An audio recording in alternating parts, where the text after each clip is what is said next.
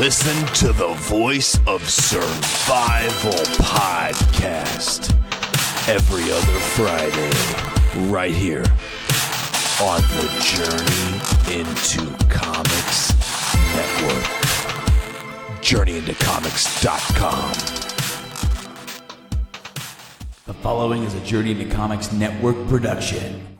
I like to take a huge handful of baby carrots and jam them up into the black of my butthole.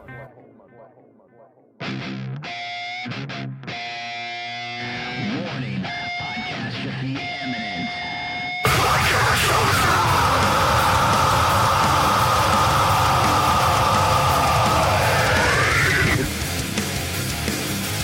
This is Podcastrophe with Nick and Tyler, and we're coming at you with a fistful of heritage on a podcast where anything goes and there are no safe spaces. This is Podcastrophe. What's up, ladies and gentlemen? This is Podcastrophe, episode 42. I am your host, Dick, and Tyler's not here. Actually, I am Tyler. I had a sex change. So we could have a better sex life. Gross. You could never be Tyler. You could only be Miranda. Is that a compliment or a diss? Like it better be a compliment. I need an adult. I have to return some tapes. Anyway, so Tyler can't be here, so I was throwing around the idea of like, all right, who do I get to guest? Should I do a solo cast? I don't know what to do. So I got Miranda. She was already going to be here, so I was like, why not? So how you doing, Miranda? I've been better. Yeah. Yeah. Yeah, it's fun dealing with, it's, okay, Baby so daddies? last week, last Friday, the Kids for Sale podcast, they talked all about being step-parents and to each other's children, and it ended up being mostly about, like, they were kind of talking shit about, like, the other parent, but at the same time, it was like all reasonable stuff. It was just griping, and but that's just part of it. Like, it ended up being more about that than actually talking about being a step parent. But that's part of being a step parent, is having to deal with the other person if they're involved in the kid's life. How are you handling that? Oh boy. Well, I'm a pretty laid back person. You know this. So. Yeah, I'm a laid back person, and I can only take so much, and it's really frustrating. Tell me about it. Seeing your kids and how great they are, and then seeing you and how great you are at parenting them, and then having to listen to you talk about him and how shitty he is, and like yet he views himself as perfect in his eyes. I mean, that happens a lot with just people in general, but he just does not. I mean, I don't know him. I don't know what's going on in his situation, but you have Be thankful. yeah, but you have at least like 10 years of experience with him, so Yes. Unfortunately. And so I can, and I know you, and I know how genuine of a person you are, and I feel like I'm always really good about telling you if you're in the wrong or if you're being ridiculous, even when it involves him. Mm-hmm. I've always been really good about like being, unbiased and being like, all right. That is true, because you did take a side for something a couple weeks ago, and I was like, no, you take my side. No, fuck you. Fuck you. You're on my side. But yeah, but like that's just part of being who I am. Is I have to look at all the options. I have to look at every side and decide. I do my best to do that because that's fair. And and I'm a fair person. Yeah, and you are, and I want. And when I'm wrong, I admit I'm wrong. I don't want to be the guy that just takes your side just because you're my girlfriend. Right, and I don't want you to do that either, because No. then I feel like you're lying. How do I know if he's being honest with me? Yeah, exactly. So there are times when I'm like, hey, knock it off.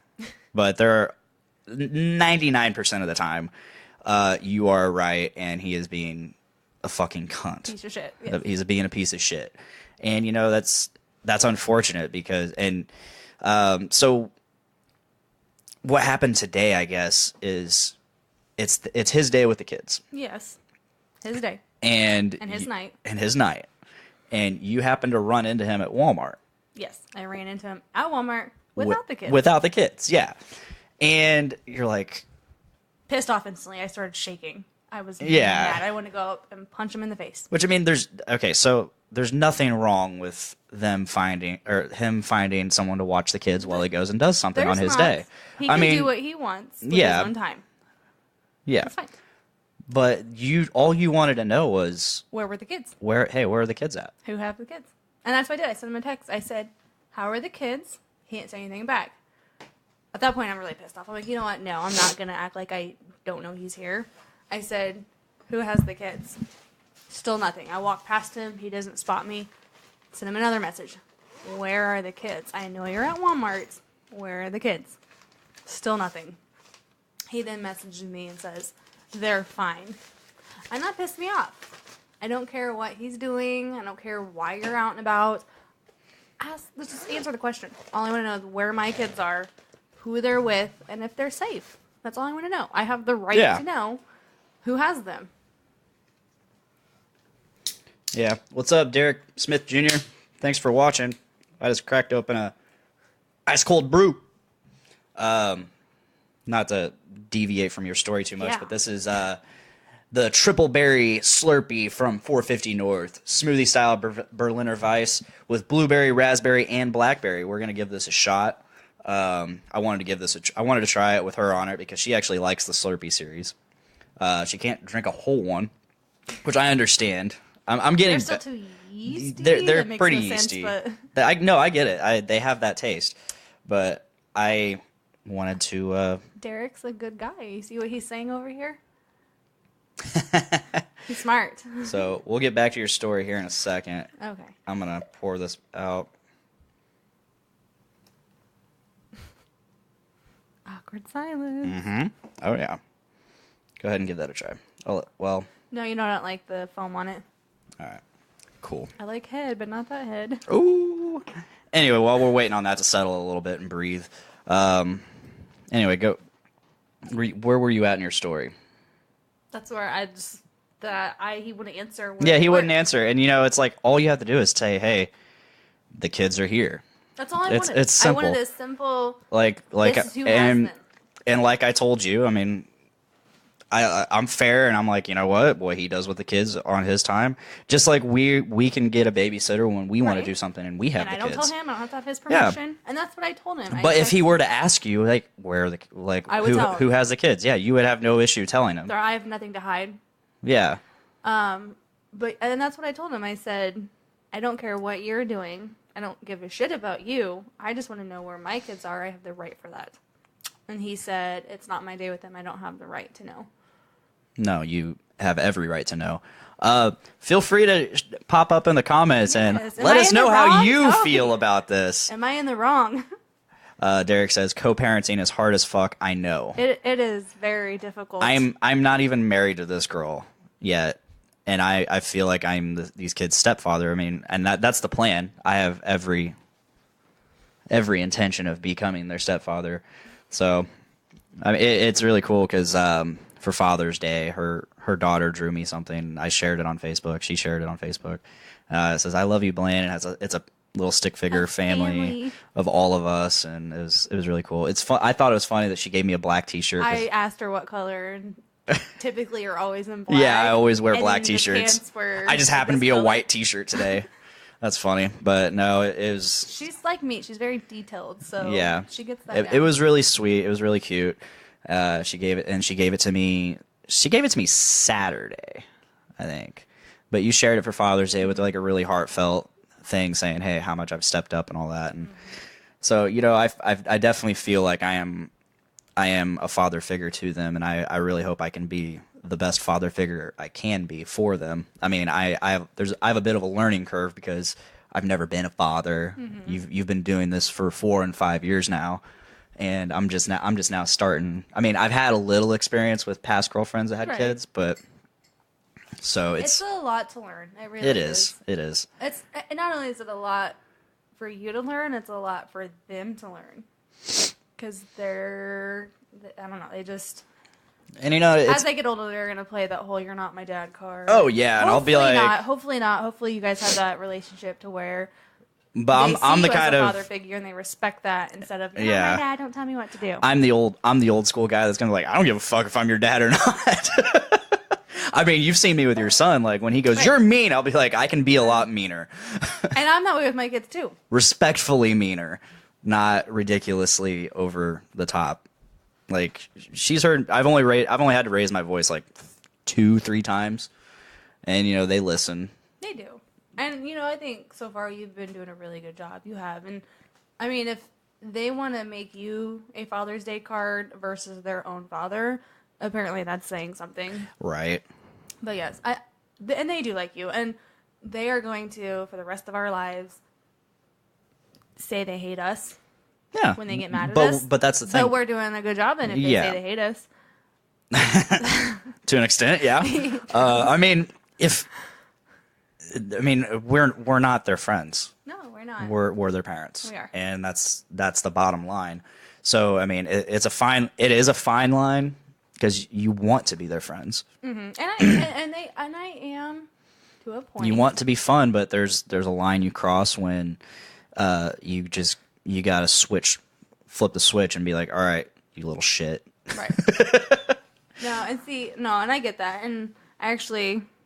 I've already told you this, but I might as well say it again because it makes me proud that I had a cop tell me, because I was talking to my coworker about what I was saying to my kids, a little speech I gave them because they were acting up, and he came up to me and said, "We need more parents like you," and that made me feel really good. It made me feel like I was doing something right because I am way too hard on myself, and you know I am. Mm-hmm.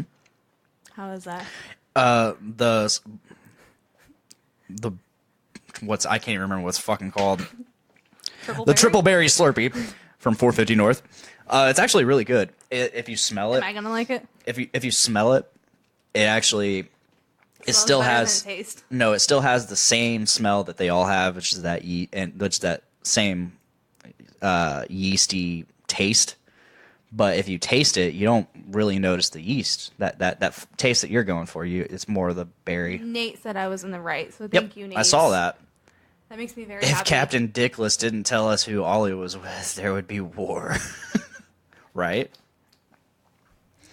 It ended up escalating into a really long, horrible fight. He said text argument saying that she's a part-time parent. I'm a part-time parent wanting full-time credits. When I had the kids, way over. You have the kids. I think it's starting with Monday. You have Monday, Tuesday, skip Wednesday for 1 week. Go to Thursday, Friday. If it's his week, you have Saturday, Sunday. Right. So you alternate between we have 2 weeks. Okay, so he's on a 2-week schedule. So this week, yes, I had them Monday night, Tuesday night. He gets them Wednesday morning and has them until Thursday evening. At 5:30. At 5:30. Key point. Key point right there. I get them Thursday at 5:30, and I have them all the way until Monday morning when he gets them. And then he has them Monday morning until Tuesday evening. And then I have them from Tuesday evening to Friday morning. And then he has them Friday, Saturday, Sunday. And it just repeats that way. Mm-hmm. Yeah. And I'm the one who wakes up with them every morning, takes them to the babysitter, gets them ready. He doesn't even actually get them early on the mornings that he gets them. They sleep in, because I live with my parents right now. They sleep in until they're awake and they've had breakfast, and my mom feeds them and takes care of them, and then he comes and picks them up. Yep. So he's not a parent. He's a babysitter. Essentially. Yeah. And, last Monday was his Monday. Yes. And who had him? We did. Mm-hmm. Okay, you guys ask each other if you could take over a day. Because we have an agreement. If we need time off, or it's our day with the kids and we need to go do something, we ask each other first. His answer is always no. Always. But your answer is always yes. No. I don't even hesitate. I'm just like, yeah. If we're not doing anything, if we're not doing anything that isn't important, I think it's flat. It's fresh. It can't be flat if there's I know I'm weird when it comes to soda. Oh my god. I think it tastes great. It tastes good.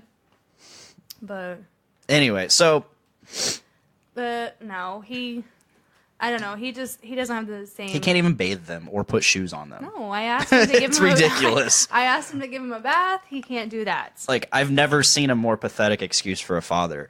He feeds him donuts and pizza. And honestly, I really, really hate that, one, they have his last name. You Me have too. it. You have his last name. I do, and I hate it. And today in orientation for my second, Yeah, you sent me that snap where you have his name or the name on your I application. don't like writing Dunham. I hate that name. I wish. So they share his name, but not only do they share his name, they fucking look like him. No, they don't. Oh, yes, they do. No. Yeah. The only thing Maverick has is your hair and your voice.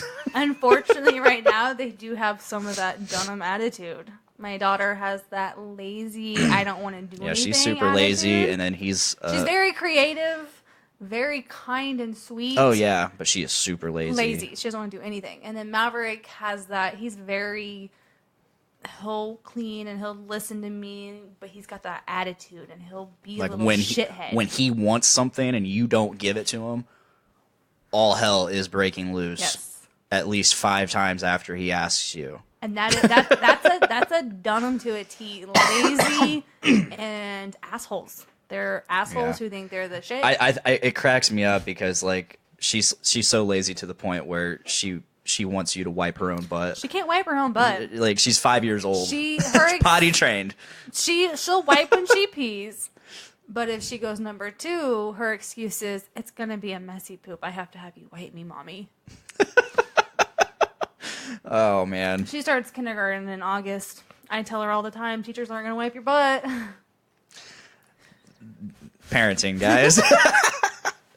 But for real, while we're talking about this, there is a show on the Journey into Comics network called Kids for Sale. It's by Chris Plant and his wife, Ashley. And it's a great show, I think. I've not listened to the second episode yet. You have not? Not yet. It's a really good episode. Not yet. Like it's the first episode was really good. The second episode is just as good, if not better. My only issue with it is Ashley is like really quiet. She doesn't seem like she wants to do it. No, she doesn't seem like she wants to do it, but you know. But I get that because I didn't want to do this at first. No, you didn't. I mean, you've been in the background of a few shows. Yes. I think Podcastrophe was the first time you actually had a microphone, but even then you barely used it. But you're here now. You're doing a full episode, just you and me, which is great. It's great, but it's awkward because I can talk to you. That's fine. Uh-huh. But when I know that, hey, people are going to be listening to this. You get over it real quick. I mean, and you're alcohol. and yeah, right. And you're doing a great job so far. Thanks. No, you haven't like awkwardly paused or like been like, You get me talking about something that I love with my kids. Oh yeah. I can talk. I mean, shit. When we went to Ohio to visit my mom, 3.5 hour car drive, up to 4 that hours. was a good conversation. And conversations, Yeah. plural. Like we Do you remember talked. what we talked about? Let's just go over it. We talked for a good 2.5 hours, just straight. And knowing you, I'm surprised that you didn't have some kind of like hidden setup to record the conversation. Oh, I wish I would have because Yeah. that was all really excellent I kinda wish you would've conversation. too, 'cause And at the end of it, or like in the middle of it, I looked at you and I said, why aren't we recording this? I was like, the last 2 hours was a fucking podcast. Like we could have easily recorded this and used it as an episode of Podcastrophe or a new show or something. It's great. Speaking of kids, I knew you were going to fucking ask this, Nate. You volatile son of a bitch. What's it say? So, okay, Nate Phillips, Mr. Pod Daddy, Pod Father, Journey into Comics Network, host, creator, awesome guy, says, speaking of kids, thoughts on families being separated by ICE and the Trump administration. That's a subject, like, it sucks. It really sucks. It's going to be shitty, but I don't have much of an opinion on it. I don't like the fact that they're basically being put in internment camps. Like they're being treated like we treated the fucking Japanese in World War II and other such atrocities that we've done. Our hands are not clean. It sucks, but you know, I'm also not very well educated and versed on government policies and all that, but from what I've been reading, this is something this is put into law or whatever by Bush, by Obama. Like, they supported it. It's just now we're dealing with it. And that's what Trump was saying. And actually, when I was at my physical doing that earlier, neither of us are pro-Trump. we're Just gonna say that.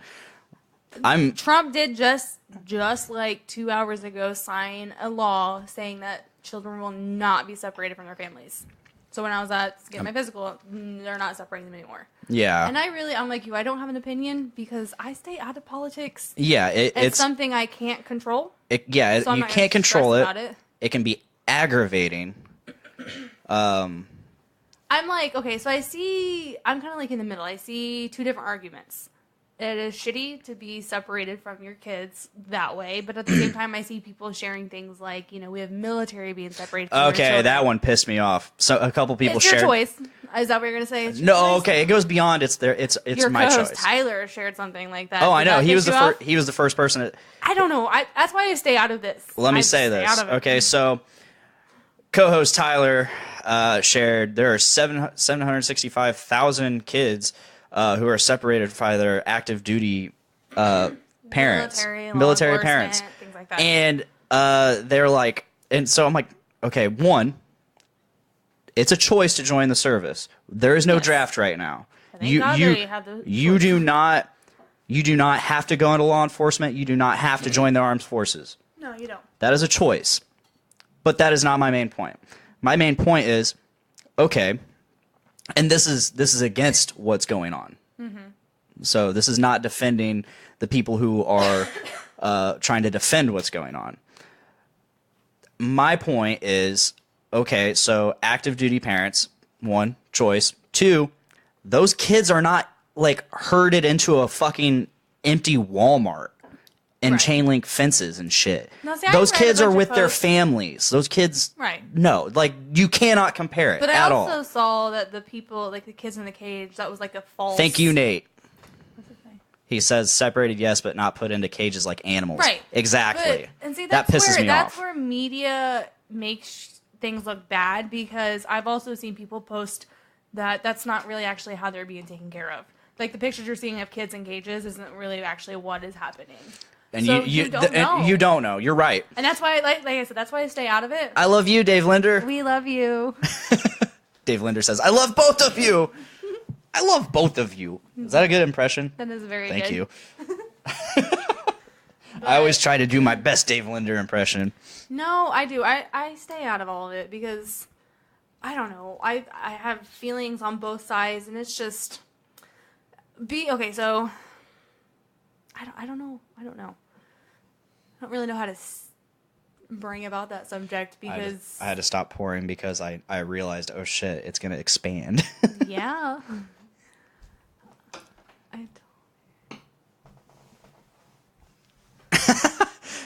Former guest Keegan from Corridor Dick Smash comments, I told Aaron, the other member of Corridor Dick Smash, says, I told Aaron I was mixing drums for album 3, but really I'm just here. Don't tell him. No, I don't know. Like, Nate, I keep to myself. I don't follow politics. I don't follow, you know what? Do what you want. Be a good person. Treat others well. And I am happy with you. I stay out of it. I can't control that. I keep to myself. I've got enough stress, obviously, with my baby daddy that I'm not going to stress about politics and things like that. We're on the verge of putting her kids into cages. Yeah. Kidding. Yeah. Totally kidding. Nate tagged us in a video.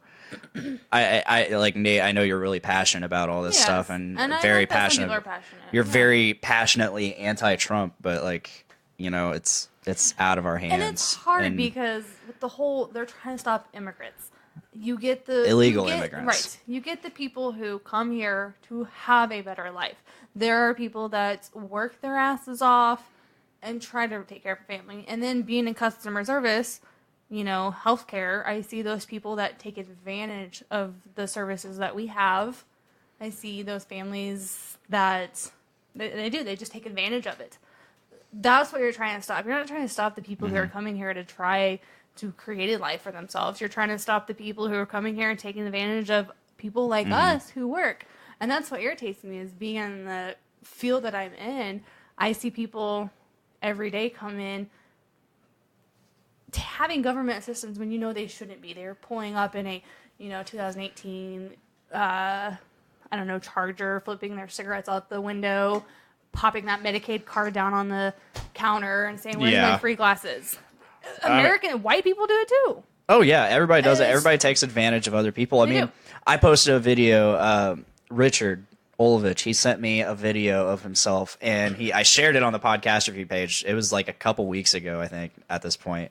And he had a cardboard sign that he had made around his neck, and it says, Sharpie plus cardboard equals free money. He was literally protesting panhandlers.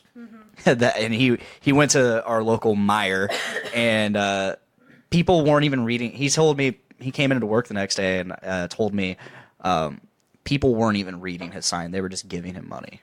They were trying to give him. And meanwhile, he's got like a Bluetooth headpiece in. He's wearing an Apple Watch and like fucking Air Jordans and shit. And it's just ridiculous. And someone actually tried to give him like a $20 Walmart card. And he's like, dude, no, I can't accept that. Do you not see me? Like, I have an Apple Watch on. Right. Like, I don't need this. Did you not read the sign? See, and I have a mixed feeling on those people too, because I have given to people with cardboard signs or come up to me. I went to Chicago for my honeymoon, and there were 2 people that I gave money to. They conned me into it. I felt bad for them. I'm a good person. I don't like to see people struggle. But at the same time, I see people, especially nowadays, now that I'm older and I work my ass off, I see people and I'm just thinking, it's not that hard to go out and get a job. I mean, it just makes, why aren't you working? I don't know. It's just, I have mixed feelings with those two. No, it just depends on how bad you want it. Right. I mean, and if I work, it's a double-edged sword, because some people, like, I'm not saying there aren't people out there that legitimately can't find or get a job. Right. But usually those people can't pass a drug test. Can't, they stole or broke in, like they have felonies. People, like Derek's a good person. My brother Derek's a good person. But he couldn't find a good job because he's a drug abuser. He's gone to jail for robbing people, for breaking and entering, all kinds of stuff. But he couldn't find a good job. And I feel bad for him in a way, but I don't, because you did that to yourself. Yeah. You do, you got to face the music, You do. You make the bed that you lay in. Is that the saying? Yeah.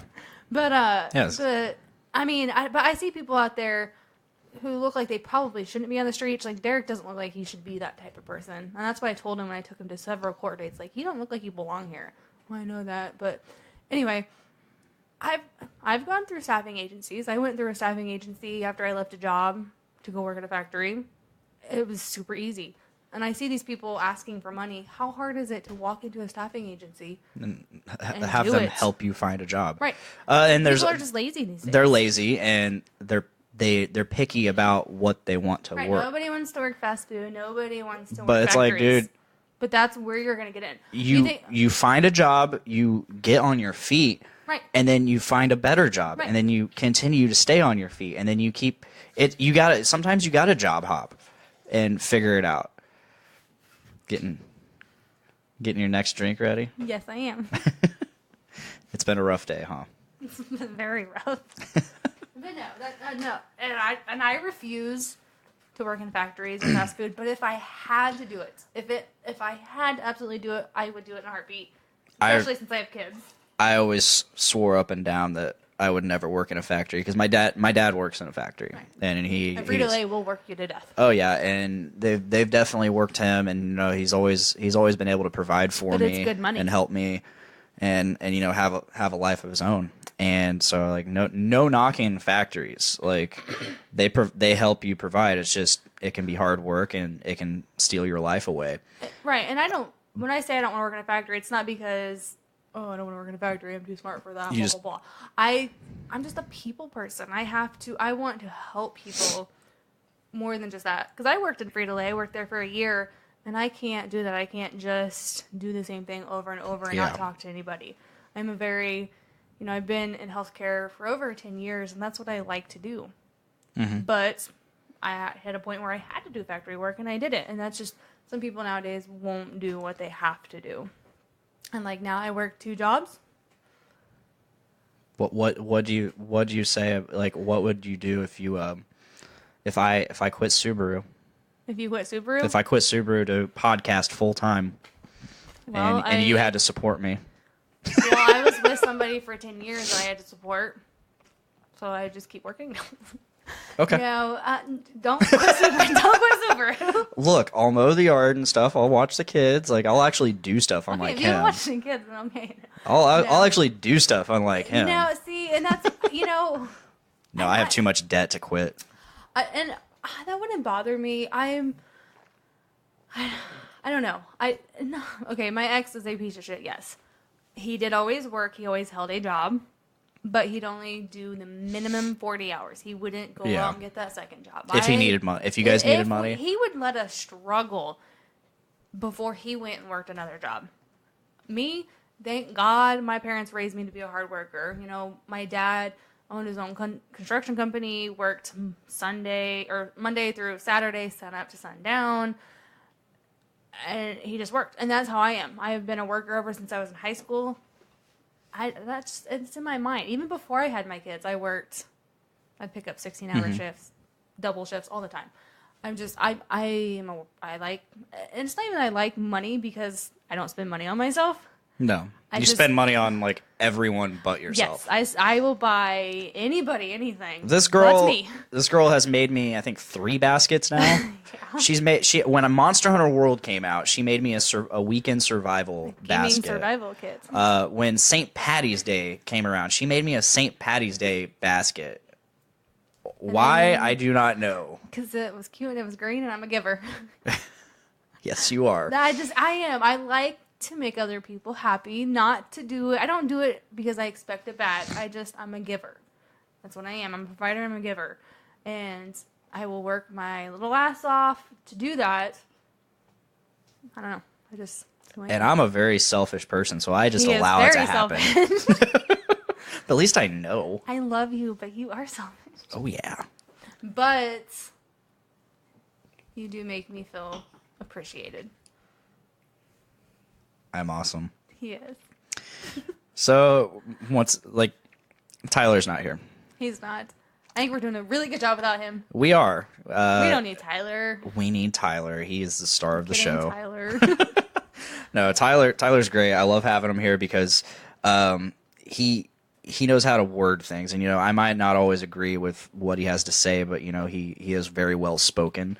And he can keep the show rolling. And if there's no content, he has content. If there is content, he talks about that content, and it's great having him because I don't always have something to say, and I'm okay just being, huh?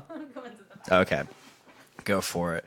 But yeah, I don't always have something to say, so sometimes I'm just like I'm okay being right up here, with the computer and monitoring everything, monitoring the comments, and being doing the behind the scenes stuff while he's talking or a guest is talking or they're talking to each other, so like I'm okay doing that stuff because I know he can handle it. So him not being here and he's probably not going to be here for another week or two. Another thing I'm going to add is we're more than likely, we are changing the stream date. It's probably going to be every Tuesday.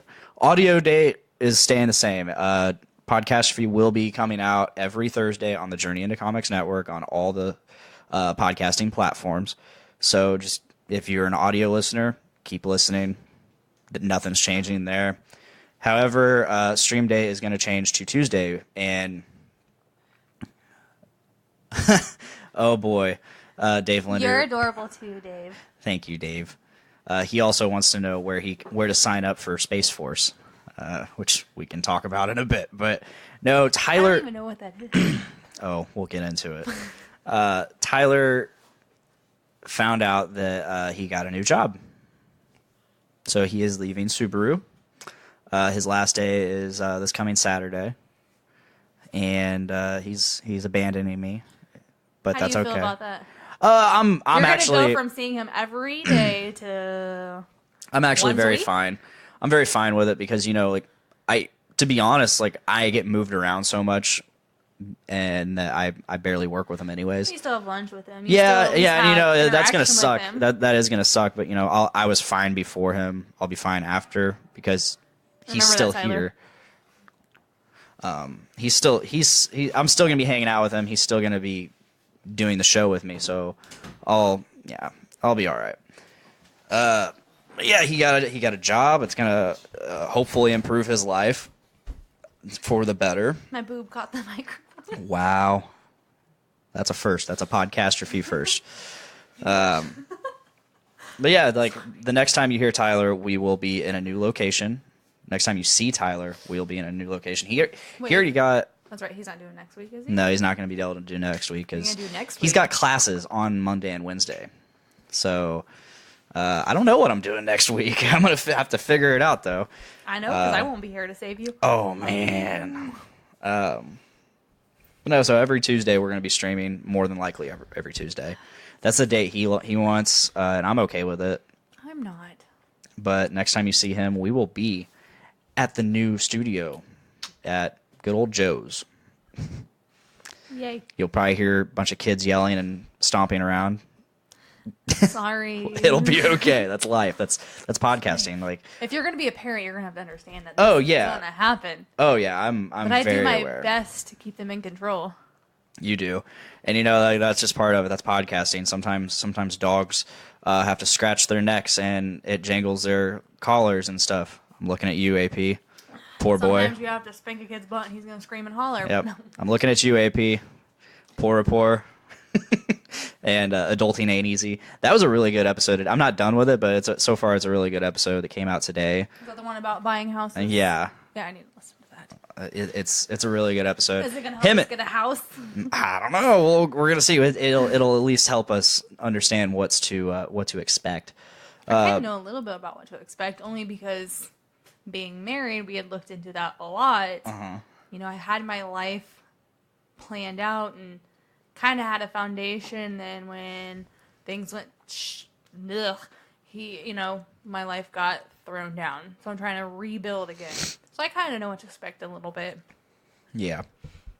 And unlike you, I'm proactive and on it, and you're just oh, it doesn't matter now. Blah blah blah. What? Oh yeah. Trying to about Yeah, credit she sends and me debt. She sends me screenshots of houses for sale, houses for rent, and I'm like, why? We're not going to be able to do any of this. And by the time we are able to do it, that house is not going to be on the market. That I understand, but I'm talking about the whole credit thing. You have to worry about your credit now because in 6 months, hopefully, we're looking at buying a house. Yeah. And we can't just be oh, hey, we got the credit now. We have to work on that now. Have that down payment now. Yeah, we do. We can't just wing it and go with the flow and just hope that it happens. We have to. You just stress about it too much. I do. That's what I'm getting at. I'm not because saying I'm don't worry about a it. 28-year-old mother living with my parents right now, about to There's move in nothing with you and a wrong roommate. with it. There's nothing wrong with that. It is That's when you- that's just the way of the world right now. See, that's and- the state of our country, and that's the state of our economy. And I get that, but you have to also Living costs understand- are absolutely ridiculous, and they shouldn't be. right. But you have to understand that I moved out when I was in high school. Yeah. I moved out on my own, working in high school. I was a senior in high school. I started paying my own bills, managing my own household, working. As soon as I graduated, I started working full time. I've been independent ever since I was 18. So to be a 28-year-old mother living with her parents and about to move in with you and a roommate, it does stress me out. Especially when I had a life kind of going, and now I have to restart it, which I'm okay with restarting it, obviously, but it's still stressful. Yeah, it's just a stepping is. stone. That's I you know. just have to look at it as just a stepping stone, and it's going to get us to where we need and want to be. But to get to that point, you do have to plan it. You have to get that ready. You can't just hope it's gonna happen. And hey, all I'm saying is, do that. By all means, do that. But stop stressing so much about it. I'm a stressor, You're I'm putting a stressor. too much stress on it. That's what I'm saying. What's so funny? I restarted my Ethan, yes, you do. You restart your life every 4 years. Do you buy a house every 4 years? If so, what's your secret? Tell me. If so, how many of them do you still have, and can we have it? Please. Can we rip from you until we are ready to find our own? We have the money. That's the shitty thing is we have the money. We can afford a mortgage. It's the having a credit. It's having the credit and a down payment, debt to income and down payment. Your debt to income sucks, but your credit's okay. Yes. My credit sucks because I was with a guy who hurt my credit. We had to file a bankruptcy, and that hurt my credit. I'm trying like hell to rebuild it, but struggling. But my debt to income isn't like yours at all. No, we're just stuck. Yeah, and it sucks because your I'm gonna say previous life put you there. Yes. And my actions and my inability to control my spending put me here. So like we have a sick obsession with spending money. I really do. Luckily, it's been really in check the last few months. You're welcome. Yeah. Tyler would appreciate me for that. You kind of had something to do with it. Also, just me getting my shit together and getting it under control. So there's nothing wrong with buying things you want. This is how I was brought up. My dad worked his ass off, like I said. We had anything and everything we wanted, but he paid cash for it.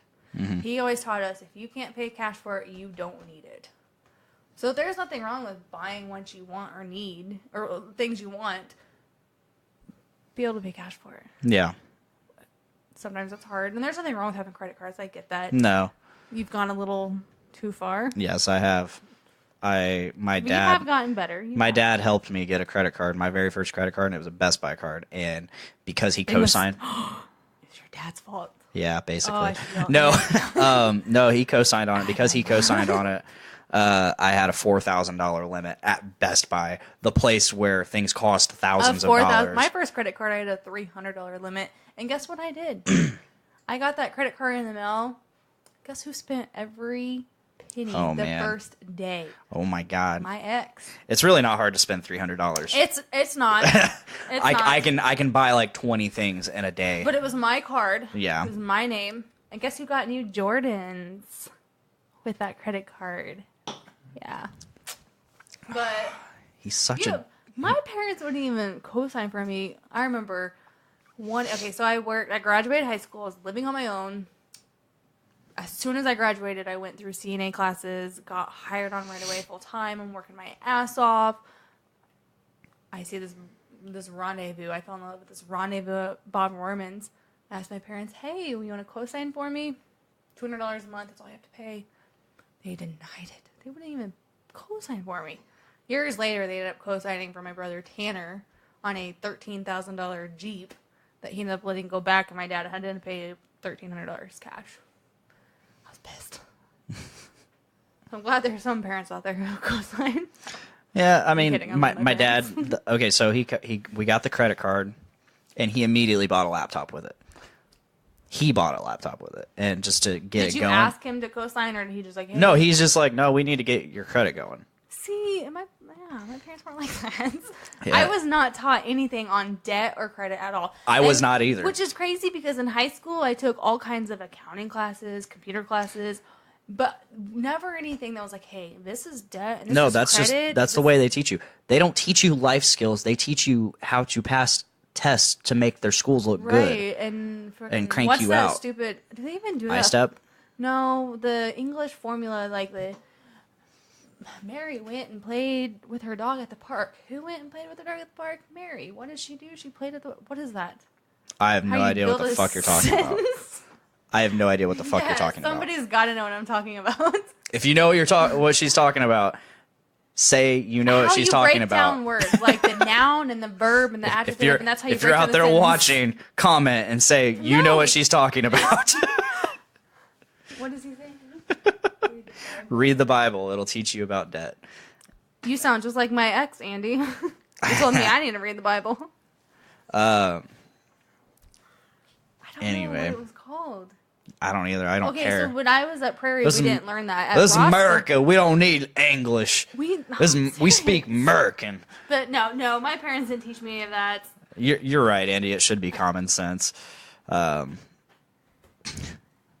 Yes and no. You spend money. You need to be. You shouldn't spend money that you don't have. Unfortunately, our entire economy is based off of debt. But when you're so young, you don't quite understand, because I didn't it understand the concept can get, of, I have this money, but it's not really mine, and I have to pay it back. But yeah, it gets away from you. It does. It really does. And it really got away from me, and that's just part of it. I accept what I did.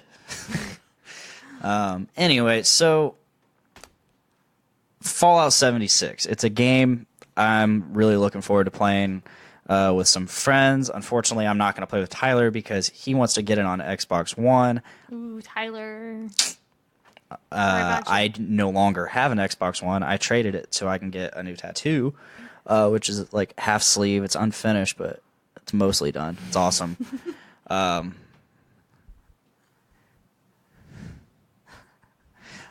So Fallout 76. It's from the Fallout series. Miranda, I don't know how much you know about the Fallout series. I know nothing at all. But I've heard you talk about it, but I don't know much about it. It basically takes place in a utopian, like a future where a war happened and it's just nothing but nuclear wasteland.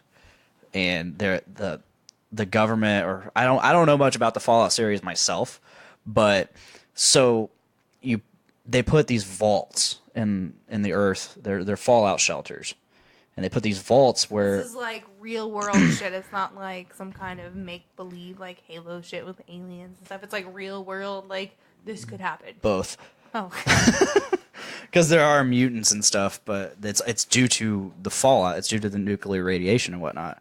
so like Resident Evil shit, like zombies. Not so much. Okay. But you had these vaults where so many of them like had different experiments that they did on people, and Ethan wants you to show him your boobs. I can't show you my boobs. Why not? Tyler's not here. He wouldn't approve. I'm your girlfriend. I approve. But Tyler's not here. He wouldn't approve. I have the vagina. I approve. I'll show you a boob. I tried, Ethan. He doesn't listen to me. There's a boob. But anyway, so you're just, these vaults like release people at different times. They woke people up at different times. I'm just paraphrasing the little bit that I know. I've only played Fallout 4, and I played it for like an hour or two, and I never touched it again. But here I'm gonna play the trailer for Fallout 76, and you're gonna tell me what you think. I am? Yep. They have like these power armor suits and stuff.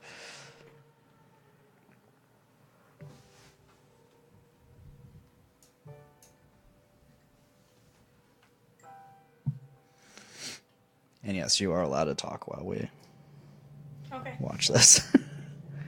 It sounds sad so far. It's really cool, like The music. Like it's a first-person shooter, but you can also do third-person and whatnot, and you can build settlements and whatnot and play with other people. This is the first time it's ever been multiplayer, and it's all online. 300 years after our great nation began, we gathered together to honor the completion of Vault 76. This sprawling underground shelter may have been engineered by Vault Tech, but it was built by you. So that if the bombs do come, our way of life will endure. Almost heaven, West Virginia, Blue Ridge Mountains. Like, see how everything's like run down and all that? Because this is like hundreds of years. Like in the future? Yeah. Okay. Or not, maybe not hundreds, but at least like 50 or so. It's in a future where fucking bombs went off and there's not much of humanity left. This makes me want to sing. Right? Tyler sang this song on the show once. I remember. Yep. Please cut this part out of me singing. I can't help it. For when the fighting is stopped and the fallout is settled, you must rebuild. Not just walls, not just buildings, but hearts, minds, and ultimately, America itself.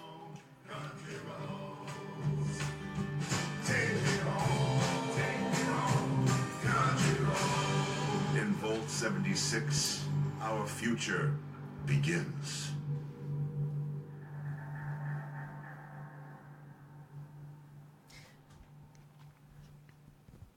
Okay, so what's the main objective of that video? Like, that game? Like, what are you just creating, like, colonies? Yeah, or, like, basically, you or your friends are just trying to survive, and you can so, like, you Sims?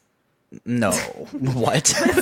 With Sims, you're creating a house and you're creating a family and you have to survive. It's totally like Sims. Oh man, I've never heard that. I don't know how to even respond to that. It's true. It's just like a more darker version of Sims. I guess. Yeah. No, basically you're released out into the world that is left for you, and you and whoever else is on the server that you're on, you fight. You fight. You can fight each other, or you can team up. So what do you really do? Like, because I like video games where there's a story you have to follow. There is going to be a story in it, but so I like that. But I also like with Call of Duty. It's my favorite game. You just go in and you like fight each other until somebody wins, until a team wins. I like that. So that's why I guess I don't really quite understand what the main objective is. Of just video game. basically you can either work together or and there is an environment that you have to survive. I move my hands so much. I'm just looking at that video and I'm like, oh, yeah. I talk with my hands. It's okay. It's okay. For those listening, she's moving her hands a lot. I talk with my hands. But so the whole point is just to survive the world, be it you're surviving the environment and what's in the environment or each other. That's the choices people make. Real life people can affect you because they can either work with you or they can just be like, I want your shit. I'm going to take your shit. Or they can just be like, I don't like your house. Or I don't like you, so I'm just going to blow up your house that you just made. I don't know. I guess I'll have to see you play it or watch you play it. I don't know. I don't. I need to pre-order it so I can get access to the beta. There's games like that I don't really like. Like there's a game that you play, like you usually play it on your iTab or whatever with iPad, with this like medieval like castles and shit, and you like just go around clicking like the castle and like the fruit. I don't know what it is. What? I don't know. You play it on. You usually pull it up on your iPad, and it's like a game where there's. I swear you have like castles in there, and you don't really do anything. You just go click on this, and you click on this, and. I'm desperately trying to figure out what you're talking about. Go get your iPad. It's a game that you pull up on your screen. You don't really do much. The only game I really played on my iPad was Jurassic World. No, there's a game on your iPad that you play that you don't do much. You just click and like get your points and shit, and that's it. Like I don't know. I mean, I only remember this because I don't have it on. Brady, I dated a guy. I have Clash of Clans. I don't know what that is. I have it on my phone. Pull it up on your phone. I have it on my phone, but it's not. I only say this because this game kind of reminds me. It seems like a game that the guy I dated before you, Brady. Yes, that game. Yeah, it's Clash of Clans, and that is not on my iPad. It's like yes, you pulled it up on your iPad before. I've literally never pulled it up on my iPad. You've pulled it. I don't. Up on your It's iPad. not even. It's not even on my iPad. I'm pretty sure you pulled it up on your iPad. Anyway, the point is, it's a pointless game. Brady, the guy that I dated before you, he played a game quite like that, and he didn't really do anything. He just it was pointless, and it irritated me because he spent more time on his phone playing that game than he did talking to me or spending time with me, and I hated that. Like, I don't mind if you play games. It does not bother me, but that was so pointless. Man. See, this game looks fun, though, because you do more than just click. You're shooting things. You're killing each other. You're killing things in the environment. You're doing objectives in the environment because there are going to be NPCs that you can do quests and stuff with. Quests, objectives, whatever. I don't know. I'll have to watch you play it. Okay. Because I remember I tried to get you to play Monster Hunter, and you started to play it. I did.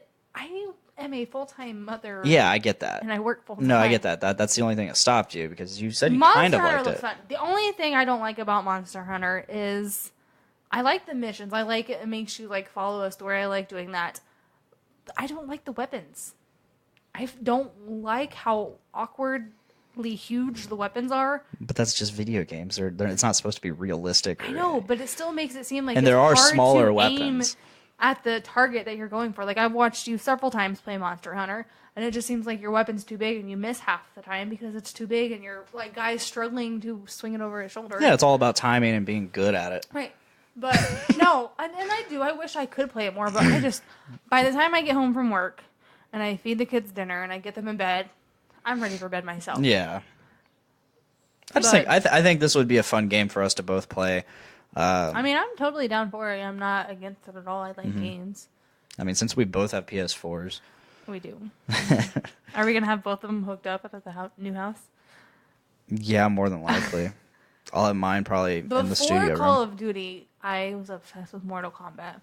Yeah. Before Mortal Kombat, I loved Sonic and Mario. Those were like the only games I played. Yep. You are a girl. What's that mean? What's that mean? You're not a hardcore gamer. I get it.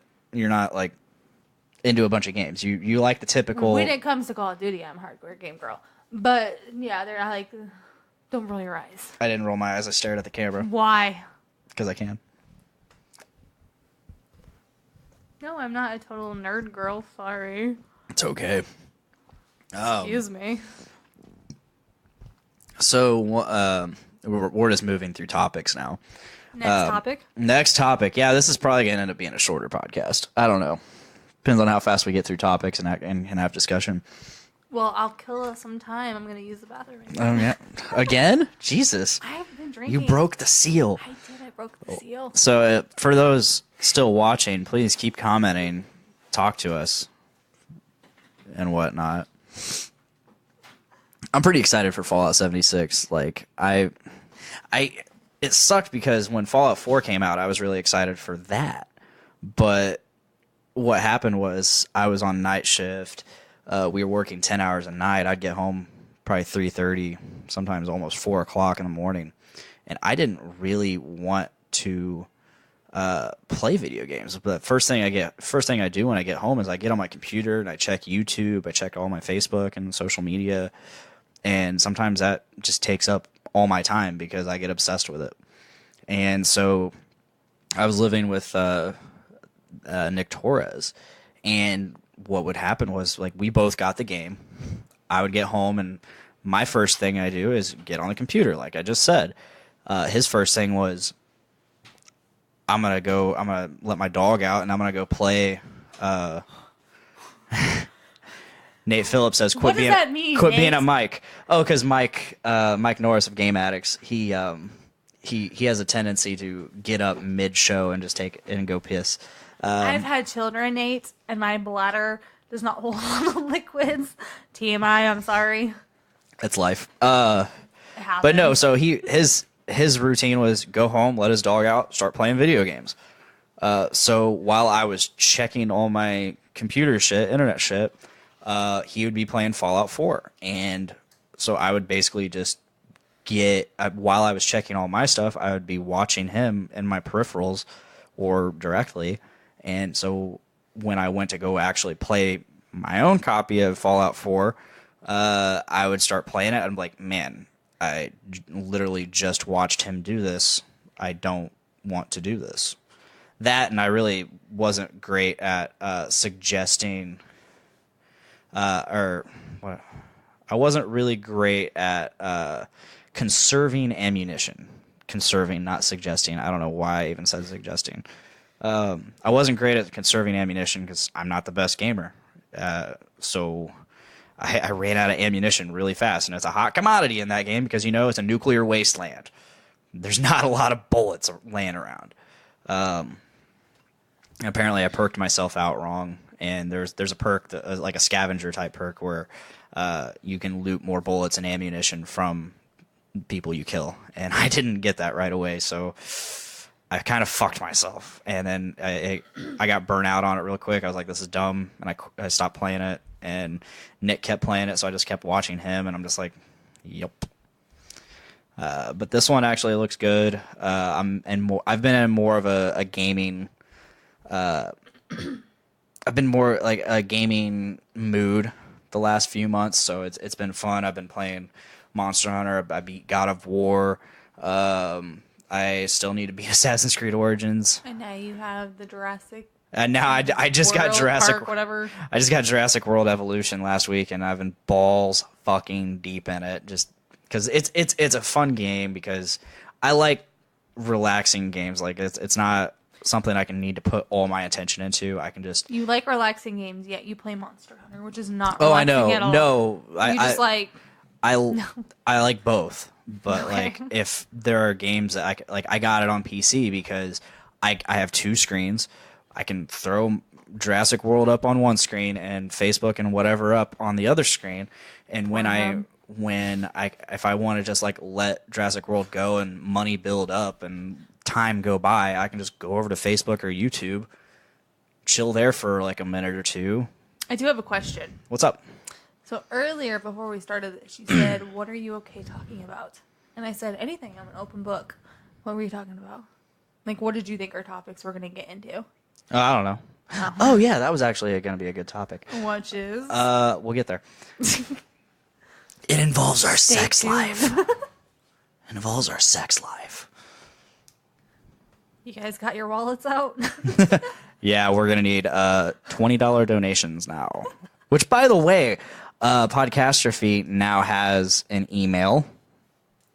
I set that up yesterday. That's great. After almost a year of being a show, we finally have an email address. We are podcastrophypod@gmail.com. And I also set up a PayPal business account, so we can sell shit and you guys can donate directly to us. Not to deter you guys from our network's Patreon, Journey Into Comics Network Patreon, where $1 gets you early access to every episode, $3 gets you that plus bonus content. And $100 does not get you a silicone mold of their penises. It just means you've donated $100. But what if someone actually donates $100? Like, then they we're just gonna have donate to. No, I mean, they donate $100. Luckily, like that's not an actual option. That's not an actual tier on our Patreon. But if it was, we would have to deliver. We would actually not have to deliver. We would have to make. You can go buy a dildo, send it to him, and that's it. There you go. You're not molding your penis so some other girl can please herself to it. I'm not a jealous girl, but that right Miranda, there. it's for the good of the Nope. fans. It's for the fans. It's not for the fans. It's for the fans. It's not. So, what's this next topic? Next topic. You Okay. said our sex life. Our sex life. I think we have a very healthy sex life. We do. We have a very For those listening or watching, this may get TMI, but I think it's a fun topic. It's sex a fun. is fun. Sex is fun to talk about. Sex is fun to talk about, and There's no like, shame I in have enjoying sex. I have no shame. I have no shame either. I'm an open book, And you know it. and I like to talk about sex because it's something I'm good at, Yes, very. and it's something I like to talk about. Yeah. So like we have a very healthy sex life. We do. And I feel like a lot of people don't, like a lot of women, a lot of guys complain that their girlfriend or spouse don't have sex with them enough or Right. do enough in that department. And yet and you're sorry to break it to you, you're not the only girl that's ever given me like a lot of sex. Right. Like, Was it good sex? No, it was not good sex. there's been some mediocre, and Shut there's up. been some good, there's been some mediocre, and there's been some good. You're the best. That's all that matters. But Continue. I've always been pretty, blessed in that department of, Blessed is in getting sex or getting it. sex? Getting it. Like, Keep talking. but I feel like that's not normal. Like that, like normally girls aren't into It's it. not. And You I have my theories. Like I've told you my theories is like, well, maybe the because guy sucks. No. like That's maybe not if it. the guy was good enough to please her, she'd want it more. Right. No, and I have have a whole lot of girlfriends, but I have enough to know women typically don't like sex. They will use it in the beginning to get the guy. Because, let's face it, guys love sex. That's what they want. It is. I don't know why, but it is. Girls, as they go on with the relationship, tend to feel like it's a chore. And yes, it is harder for girls to get off than guys, so some of them don't even want to waste their time. And yes, they may have a bad partner, and that's why they don't want to do it. But I don't know. I don't quite understand females because I think a lot like a guy. I like sex. I like to do it, and I'm a pleaser. So that I don't quite understand. I don't know. Yeah, like me, sex isn't everything. It's not at all. So you have this challenge of sometimes I don't want it. Sometimes Yes. I'm not in the mood. There are times when he's not in the mood, and I feel like, what the fuck? You're a guy. You should totally be in the mood. Yeah, and it's like, Tyler's watching. oh shit, we got Hi, Tyler and Skylar watching our show. But no, so like, and I've ran across the issue at work of, oh yeah, you think you're getting it now, just wait till you get married. And then I'm like, yeah, I don't think it's going to stop. Wait till you have a kid with her. Nope. She's got 2 kids. That will not stop. I'm one of those people, sex is not everything, but you have to have sex to keep a relationship definitely. going. You have to have that physical connection with that person to keep it going. It's not everything, but I mean, if you aren't it's a connection. physically attracted to that person, you can't physically touch them and have that. How are you going to keep it going? To me, it's a connection, and like it's something. It's just one more thing you guys can enjoy together. I like that. Sexcastrophe. But no, it's one more thing that you as a couple should be able to enjoy together. It is. And it's a connection that. And whether it be women not like it because they have shitty partners or just because it's hard for them to get off, I don't know. But the majority of the women I've talked to, I mean, the majority of my friends are males, and not kidding, all of them talk to me about sex. Their girl doesn't give them sex. They don't know what to do. And I'm like, okay, we'll try, making them feel like they're sexy, making them feel like that's who they want. They've tried that. I honestly don't understand because I've said this before, I don't think like a typical woman. Yeah. I don't know. I've given every pointer I can give to my male friends of how they can get their woman to provide for them, but I don't know. In the end, I don't know. I've been blessed with I'm sexual and I enjoy it and I like to please and I don't look at it as a chore or as like, oh my God, I gotta do this. I just like it. Yeah, it's fun. Even if I don't get off, I still enjoy it. I'm a pleaser. Just like earlier, going back to how with money-wise, when I give somebody something, I'm just a giver. I'm a pleaser, and that's who I am, and I enjoy that. Yeah. So. Yeah, I don't know. It's just weird. It is. It's weird to me because Nate says, it's great to have a healthy and consistent sex life. Being spontaneous is a plus, but make time to bang, folks. Right. And I love the spontaneous. I'm a very spontaneous person, and I feel like you are kind of conservative with a lot of things. I am. He's very conservative. Me not being very conservative, I came from... My marriage was a little different. I don't know how much of that you want to get into, but I don't know how much do you want me to get into. I don't care what you say. Go for it. That's all on you. What you want to divulge. This is an open space. This is a free safe space. No, my marriage was very, we started out. We had a very healthy sexual relationship, and then it just proceeded into I like women. So we had threesomes with women, and it led into swinging and things like that. So I've done a lot more than what you have. A lot more. A lot more. I've just had consensual sex. I've had threesomes with both male, with female and a male. I have been to a actual swingers party where I was thrown into bed with like 10 different women, and I'm very... And I'm just a little more open than you are. But of course, I don't think that's what, you don't have to do that stuff to have a fun. And that's the thing that scares me is With my ex, he just wanted more and more and more. So we'd open a door, he'd get tired of that, and he'd want to open another door. So with you, I like the fact that you're kind of conservative, but at times I get a little sexual and I want to open those doors, but then I'm afraid that those doors are going to be opened and you're going to want to open another door. Like the other day, or it was either the other day or yesterday, We're talking about watching porn. Tyler comments using the Podcastrophe page. I wonder what the hell. He says, "I just hit Skylar in the head and take what I want."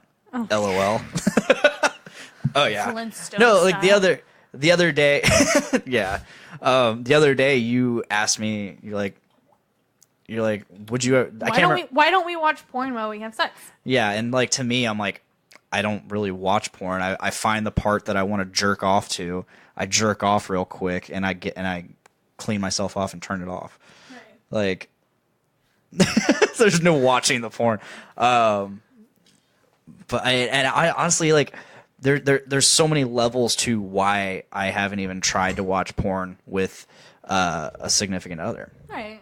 Is because like one, women are jealous and insecure. Mm-hmm. And I am not about to be like, yep, I have a hard on and there is a naked girl on a TV screen while you're with me. Like, and I'm looking at that. Like, what is the point of having it on if I can't look at it? Right. And part of me loves that. I love that you're like that because I came from a relationship that my ex-husband would purposely look at women and make it aware that he was looking at women and even fantasize about other women while we were having sex. So you would think that... Didn't he, like, put pictures of other girls? He would. Like, next to you? He would. That's fucked up. He would. He would put pictures of women that we went to school with, celebrities, all kinds of things. He would, go to their Facebook, save the most sexual picture, like bikini pictures, anything that he could find that he was turned on by, save them, and then while we were in the act, have it pulled up on the computer next to us, fantasizing about them. I mean, it went as far as like actual that's just foreplay. That's so weird to me. It is. Like for me, I'm like, okay, whether I'm with you or not, I have a naked girl right here with me. I'm gonna be focusing on that. No, he made it well aware he was very attracted and turned on by other girls, which has caused a lot of my insecurities. You would think that I wouldn't be as open and sexual and like as I am. But and he would take it as far as I remember. I'm gonna say you have not held back at all with me. I remember his best friend's wife. Me and her worked at the same nursing home, so we wore the same color scrubs. And one day he had made me put those scrubs on, fantasized about her while in the scrubs, and we were in the act. I mean, he just took it too far. So yes, my insecurities come a lot from him, but. As far as watching porn, it turns me on because I like women. I like to look at women, and they turn me on. Just who I am. As long as I know that I don't mind if we're in the act and you're watching porn. That doesn't bother me as long as I know you're still turned on by me. Mm-hmm. That doesn't bother me. Yeah, this conversation and text led to another conversation of like, because you're like, is it weird that I'm attracted or I like looking at women? I'm like, I check other girls out too. Right. Like I'm sure you check other dudes out. Right. Yeah. Yes and no. See, yes and no. I do, but I might look at another guy, but I don't like. But Loki's your man. Loki is my man. He is. He's so hot. He is. I'm just saying. It's the same shit. Loki's my man. He's a celebrity, so forget that. It's the same shit. As far as like when we're out in public, I don't really. And this seems like, oh, that's too good to be true. I don't really look at another man and like check him out or extinguish like, oh, he looks good. I just don't because I'm satisfied at where I am. Oh yeah, definitely. It just doesn't cross my mind. I look at a person and say, and I understand people are going to look at somebody and I know I'm not the hottest thing that you look at. I know I'm not. And that's the thing that made it hard with my ex is he would tell me, oh, no, you are the hottest thing ever. But I knew he was lying because the things that he would look up or look at or check out were nothing compared to what I am. Or like they were here and I was here. So that's why I try not to even get into that. But yeah, really though, when we are out in public, if I look at a guy, I'm not looking at his appearance. I'm not looking at like, oh my God, that guy looks good. That just doesn't cross my mind. Mm-hmm. Only because I'm so satisfied with what I have. And you should know that, because how many times do I compliment how you look, what you're wearing, or how you smell, or just... It's true. She does it. A lot. Like, you wear something... She's all about me. I am. And when I'm in that moment, that's what I'm in. And I mean, I don't compliment you or that stuff as nearly as much as you. I do. No. I do, but like most of the time, anytime you get anything from me about your appearance is when you're downing yourself. But I shouldn't have to down myself for you to give me and you that shouldn't compliment. have to down. You shouldn't have to down yourself at all, because you have nothing to down. And you know, and there's been a couple times where, like my company Christmas party, Mm-hmm. I stressed hardcore about what I was gonna wear. Finally, I decided what I was gonna wear. I put it on in your bathroom. I wanted to walk out that door and you'd be like, "Babe, you look amazing." That's just not how I am. You didn't. You didn't. This is not how I am. I had to dig for it. I had to ask for it. Like, and you know that has nothing to do with you or how you look. It's just who I am. I know, and who I am. I'm not like white. I love you in white, and I will point out if you wear something white or something long sleeve or something. I point that out every time and anytime I can. Like, oh, you look really good right now. And I get that. You're not like that. No, I'm not. But... No, we are very similar and very different. Yes. In a lot of aspects. Yes. And I think that's one of the reasons it works so well. And it gets, and the cool thing about that is like that's just the human experience. Like right. we experience people, and you know, it's okay to be different from other people, because then you get something outside of your comfort zone. You get something you can learn. And like you said before, I think one reason we work is you hate when people expect things. And I'm one of those people who do not expect things. Oh, yeah. Like the flowers. Right. Like, oh, my God. So my last girlfriend, she was like, you could always just send flowers to my work. I was like, no. I may jokingly say that, but I never expect I know. that. No, she like legitimately was like, why can't you just send flowers to my work? I'm like, because now you're expecting it, and it wouldn't, like, that's supposed to be like a surprise type thing. Right. Like, I'm legitimately just going to purposely not fucking do it because you expect it now. The sad truth of why I don't expect it, though, is because I was with a guy for so long who didn't do that. Yeah. That I've learned to not expect it. I've learned that guys aren't really like that. Which has made things so much easier for me. I'm kidding. No, I mean, really, though, he's made me to learn. I don't expect that stuff. I feel like... This is how guys like that really don't exist. This is how ridiculous it is with me in terms of like how much I hate people that expect things from you. This is how petty it gets. My ex-fiance, if she would sneeze, she would, and I didn't say anything. She would look at me and say bless you. I'm like, fuck you. Say bless you. It's like, one, no, I don't say bless you to anybody. You don't. You really don't. I don't, because it's a natural body process. You shouldn't have to say bless you or excuse you. You shouldn't. Although, okay, if I do teach my kids when they burp or sneeze. Because that can be obnoxious and it can be distracting. But and you know, it's kind of just like it's not expected. It's just kind of more of like a respect thing. Like Desire the other day was burping when we were at dinner. Yeah. She thinks it's funny. I get that. But at the same time, it's like, hey. It is a normal body function. But like a sneeze, something like a sneeze, you can't control that. That just happens. Right. And, you know, and a burp, you can feel that coming and you can, you know, kind of suppress it. She's a little kid. She doesn't know how to do that. I get that. But I still make them say, excuse you or bless you, only because in this day of time, it is just more of a respect thing. And I want my kids to be respectful. But I'm never going to say bless you, and I don't ever expect somebody to say bless you. I mean, I'm appreciative, I guess, that someone took notice that I was in, like, a split second of pain and agony. In the beginning, I remember saying that, and you're like, why are you saying that? There has been times where you're like, thank you, and I'm like, holy fuck. You just said thank you. And so, like, while we're on the subject of saying bless you and all that, like, if I sneeze and you say bless you, hey, thanks, cool. If I sneeze again and you say bless you again, I'm like, I'm not going to say anything back. And if you expect me to say something back, once again, expectations. If you expect me to say something back, you can fuck off. Like, I can't stand that, like, the repetition. It's like, I sneeze, and a lot of people, when they sneeze multiple times in a row. You don't need to say bless you after the first one. Like, what are you doing? Stop. And I know people that do that. Like, bless you. Bless you. Bless you. Bless you. I'm like, Especially if you're someone like my mom. Oh my sneezes God. like 10 times in a row. And I'm just like, me? I'm not gonna... No, I'm done with it. Like, I sneeze and I sneeze and I sneeze. Sometimes I'll sneeze 5 times in a row, and like I get annoyed. Like, sometimes I'll like, if I'm at work, I will purposely try to cover up a sneeze just so I won't have to hear someone say bless you. Like, it's mostly just like Tiffany, because I just don't want her talking to me at all. Yeah, I'm weird like that. Ooh, you got a message. Who's it from? Michael's ex-girlfriend, Nicole, the one that he worked with. Oh, yeah. Wow, weren't we just talking about? She said, hey, are you at your mom's?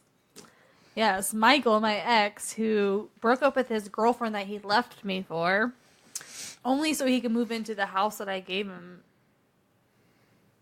She's on your TV. Oh, boy. Give me more. Aaron Sperling commented on the stream that I posted in Nerds of the Roundtable. I bet it has something to do with... Oh, no. Yeah, he said... I was right. He says, did Miranda bring a table? Oh, yes, nope. right here. No table. This is my table. Yeah, she has a table. I don't. I have a knee. my And that's table. okay. I'm like all hunchback over here leaning on my table. Because the audio quality has not changed whatsoever, despite not having a table. So... Yes, she wanted to know about my parents got a new TV. Yeah. Because their TV was like cutting in and out, like, I don't know, it was going crazy. She was just asking because my mom posted it online for like $50 because it still works. It just has these moments where it cuts in and out. And she's just asking about it. Gotcha. Fun Does stuff. it do all the same? All right, so next topic going in. There's a band I really like. Which is before you talk about we haven't even talked bands- about The Weeknd. We haven't. Before you talk about bands, though, I did see something about Five Finger Death Punch where they were doing something about like cops' families. Like, I screenshotted it. Well, let me go to it somewhere. Oh, I thought I screenshotted Dead it. Space. Dead Space. So much Dead Space. I don't know. Oh, right my here. God. Five Finger Death Punch announces plans to back families of fallen officers. I haven't listened to a whole lot of Five Finger Death Punch, but the fact that they want to give back to people of fallen officers or families of fallen officers really says a lot to me because Yeah. my ex is a correctional officer. He's in the law enforcement. He's not really, but he is. I've said this before to you. To me, someone who brags about being, I mean, nothing wrong with correctional officers.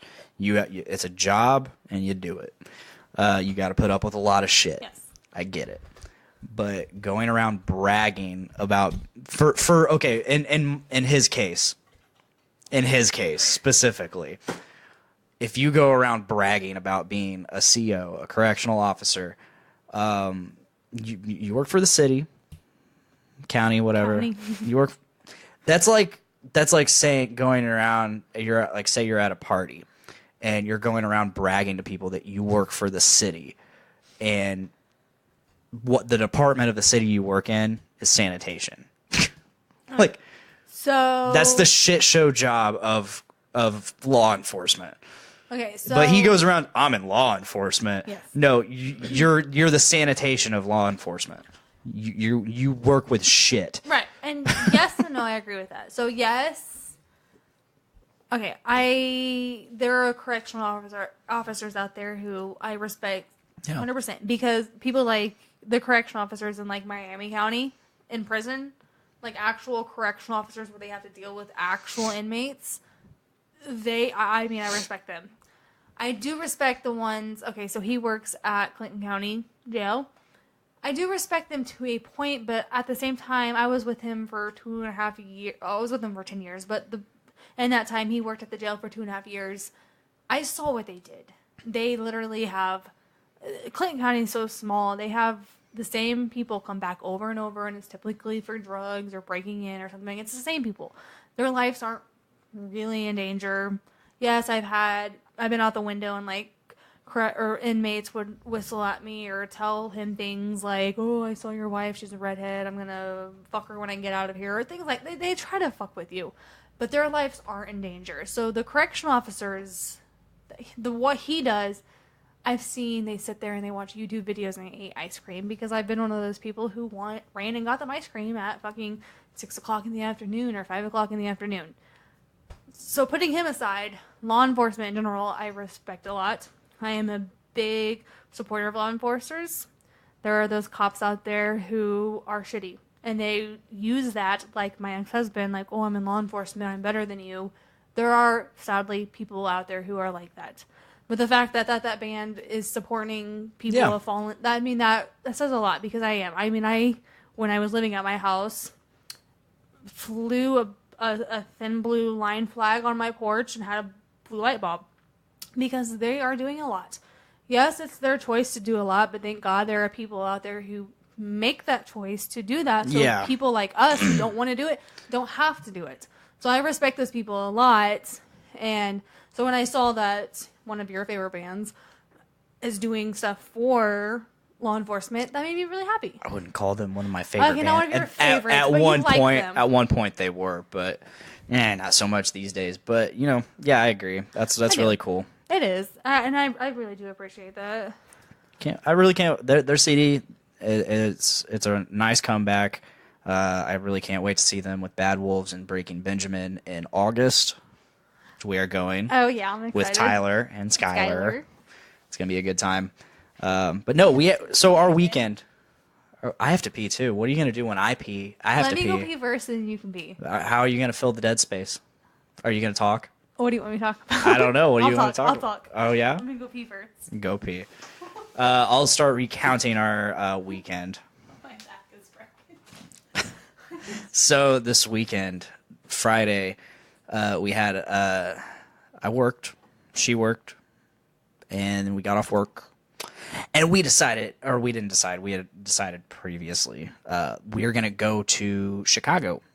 And the good old band Rest Repose was playing at the Wire in Berwyn, Illinois, which is part of Chicago, basically.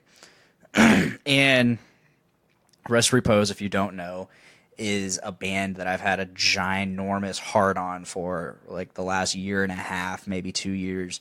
It consists of Jared Dines, Ryan Bruce, or Fluff, as some people know him, guy named Tony, can't remember his last name.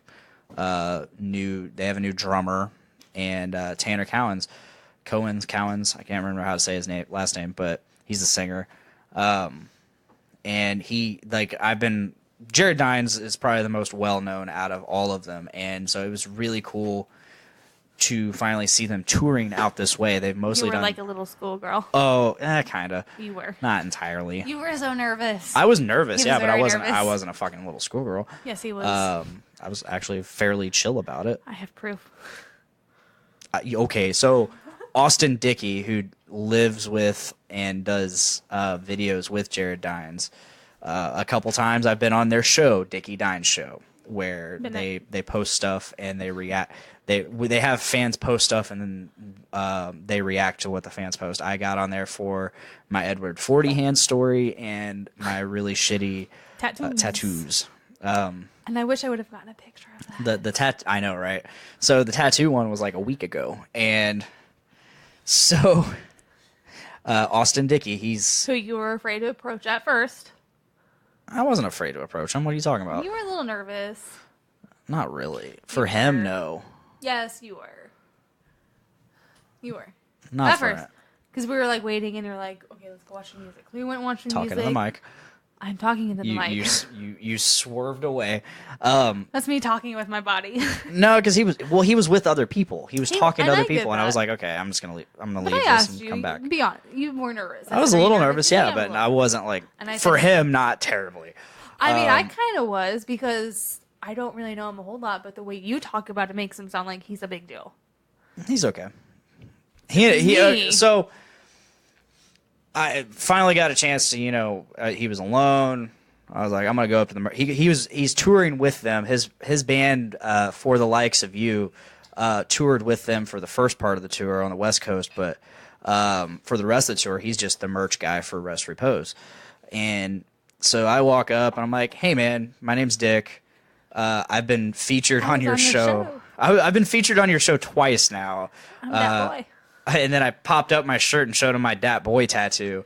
And he's like, oh my God. I want to take a picture. And so he took a picture with it. And he ended up putting it on his Instagram story, which was fucking awesome. I was there. I should have taken a picture of him taking a picture with you. Yeah, and that would have been so cool. And I didn't think of it because I had my camera ready for you guys to just take a picture together. Yeah. So at that moment, I wasn't thinking like, hey, this would be an awesome time to capture him taking a picture of that. Until after it happened, I was like, fuck.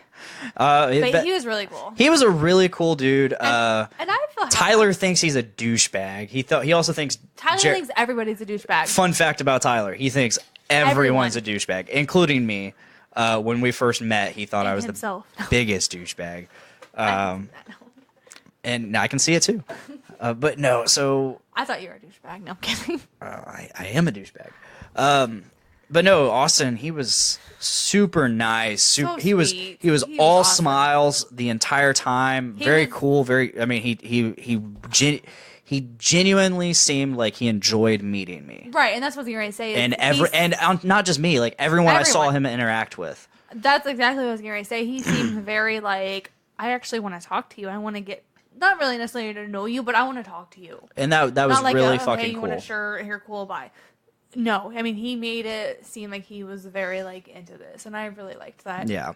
And like I said, he was all smiles. Like, he had the biggest smiles, and it was awesome. And you actually got a picture of me and him talking. I did. And, he had the biggest smile on his face when you got that picture. You could tell he enjoys what he does what he enjoys. That to me is so cool. I mean, given he's not, like, huge. He's not fucking James Hetfield, like, or somebody huge like that. Right. And actually, the bands that were there really wanted to know their bands. Like the band, I don't have a shirt on right now. I did the Home Team. Yeah. The singer of that team or of that band. That team. He was very like he was trying like hell to talk to me. I mean, he wanted to know where we were from, what brought us up. Like he even sent me an email of their songs coming out. Like I mean, he was very like I want to know you. And like I mean, that's really cool. I really like that. And I would really like to go see them again. We walked in, and while we were like checking out the merch booths and all that, so right beside the Rest Repose was the merch booth for Drusif Stalin. Awesome name, by the way. They were amazing. They were really fucking awesome. They were. I loved how. I don't know. I loved his performance on stage. Like so, I said, I went there wearing my Wings Denied shirt, which Wings Denied is an awesome band. Check them out if you can. They've played the Doom Room a couple times. The night I asked her to be my girlfriend, we saw them along with Shaping the Legacy, and so I was wearing that shirt, and a couple of the guys in Drusif Stalin was like, dude, and pointed directly at me and at my shirt. I'm like, oh my God, Wings Denied?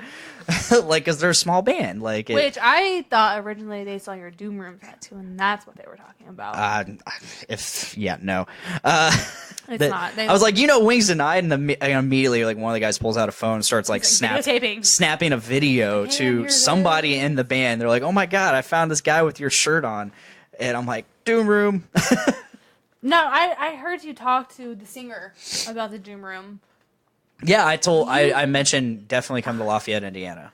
Right, but I know that's Nick's thing, but would you ever be like you should have given a little more information. Like, I would love to see them at the Doom Room. Oh, yeah. You should have been like, here's this guy's information, take his number, get a hold of him. They can all get a hold of Nick through the Doom Room. I know, but I can also tell Nick, hey, book these fucking guys. Yes, because the guy at the booth, the singer of that band at the booth was very goofy, very energetic. Very energetic, but very goofy. He didn't seem very coordinated. Yeah. On stage, holy shit, was he a different guy. I mean, he was very energetic, very... Still goofy. He was goofy. Super goofy. Put on a very good show. That's what I like about going to concerts is I love music and I will listen to any kind of music, but if you can put on a good show and entertain the crowd, that's what I love. And he did a very good job at getting not just him, his guitarist. Who is the main person of the band? Drusif? The bigger Drew? guy? Yeah. With the little tiny guitar? Yeah. He was very good at being very interactive with the crowd, and I really like that band. And for the record, it's not a tiny guitar. It just looks tiny because it's a headless guitar. It's tiny. Which are different. But I really enjoy that band. They were your style. They're very dark, screaming kind of people. But they had the singing. They did have the singing, but the energy that they gave off, I absolutely loved, and I would love to see them at the Doom Room. Oh yeah, they would fit in so well. Nick would love them because they're like fucking guitar wizards. Yes, and I would totally, and I think that needs to happen. I think we need to tell Nick like, hey, these people got to be here. Mm-hmm. If he'll talk to me, yeah. Yes. but going back to the home team, I really love them. I really did. You talk about the home team, I'm gonna go piss. I will talk about the home team. Get your ass out of here. You spilled it. I did not. Don't leave me. No, I did. I love the home team. I love punk kind of music, and they were very punkish. I like some of the screaming I like. Dick is very into the heavy metal screaming. I'm more into the punk. I want to hear your voice. I want to hear what you're saying type. And the home team was very like that. They were what I liked. I could understand what they were saying. But at the same time, their instruments were very heavy. They were very, like, you could feel the message they were trying to get across. But I could understand what they were saying.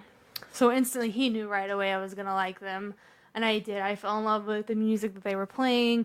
And I'm very glad that I got to talk to the singer. Very glad I got to talk to the band. You know, hopefully I can see them again. I'm going to want to. I know it. We have some of their songs. And I follow them on Facebook now. I see that you follow them on Facebook now. The home team. I do. I'm back. I was just saying how I liked the home team because they were very punkish. They're pop punk. Like you like the screaming and music, and I do somewhat, but I like to hear the voice. I want to hear what you're saying. I want to hear the words coming out of your mouth. I want to know the story you're telling. Same with the music. I want to know the instruments. I want to feel what they're trying to get. And the home team, I felt like gave that all. They gave you the instruments. They gave you the voice and the actual words that you can understand. Mm-hmm. And I did. I did fall in love with them. I really liked them. I really enjoyed their show too. And we pre-ordered their CD. Yes. I got a couple songs. So we've heard them live. Yeah. And they were good. And they were fantastic. I actually am very, like I was saying to them, I'm very thankful I got to actually talk to the singer himself. And of course, small bands that start off, of course, they seem like they're going to be like really into the band. But I mean, this guy really seemed like he was like, he asked questions. He was like, "Where are you from? Why are you here? Like, what?" I really liked what he was about. That was awesome. It was. I was like nervous. I was like, "Oh my god!" So we've heard them live. We've seen them live. Yes. I have a video pulled up of them so our audience can hear them. Are they as good? I don't know. I haven't heard. This is going to be this is new territory for both of us. I'm excited. And from what I saw, his voice was amazing. Oh yeah, it was. From what I saw of the video, it actually features members of Repose because they're all from the same area. I'm excited. So this is the home team. The video is called, or the song is called "Ageless."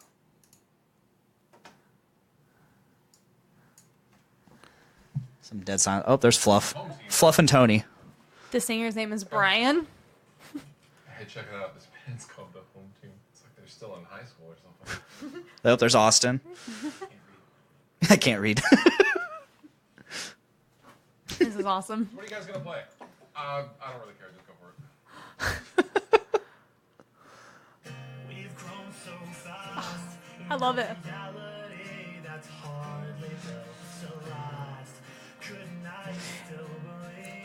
He's got kind of like a deeper voice in that, but it's still got that kind of gay tone that's super synonymous with like the punkish mid 2000s to 2008 of like pop punk and shit like that. I love Emo. it. Yes. Emo. It is true. This is a cool video so far.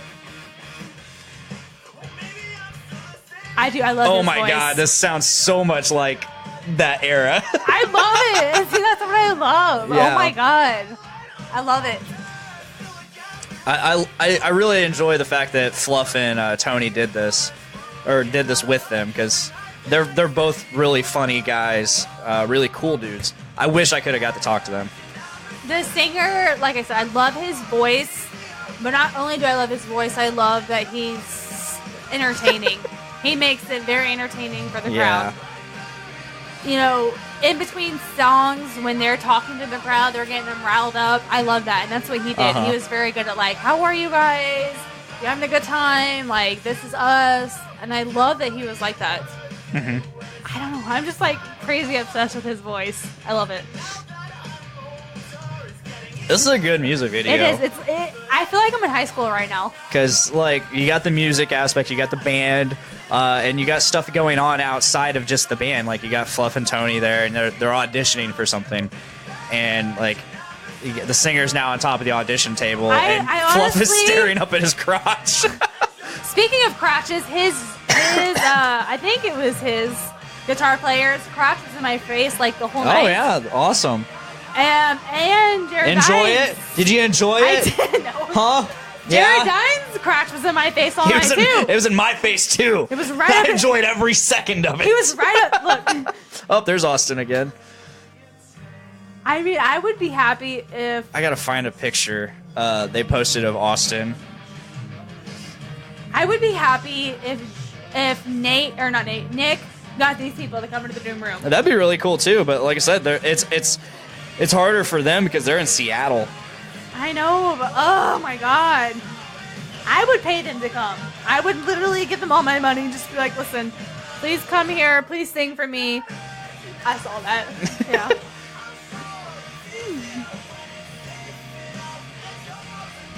See, I feel like I'm in high school again, listening to this type of music. And that's where I feel like the happiest. I love this type of music.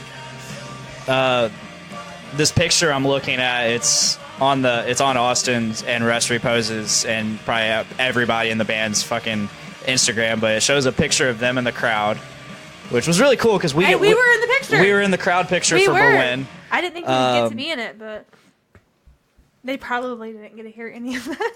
Oh, it's okay. It made good background noise. It did. I love them. God, they're so good. I'm gonna hold it up to the stream, and but yeah, you see a picture of the crowd. This is a shitty, you can't hardly tell, but you see a picture of the crowd, and slowly it starts zooming in, and the more it zooms in, you see Austin just flipping off the camera with like total dead face, and I love it. That's something I would do. Just no, I really enjoyed the home team, but we were there for Rest Repose, and I played the entire Rest Repose self-titled album for you on the way up. What did you think of that? I did like them. I really liked them. I liked. What'd you think of the album? Not the live. We're gonna get to live.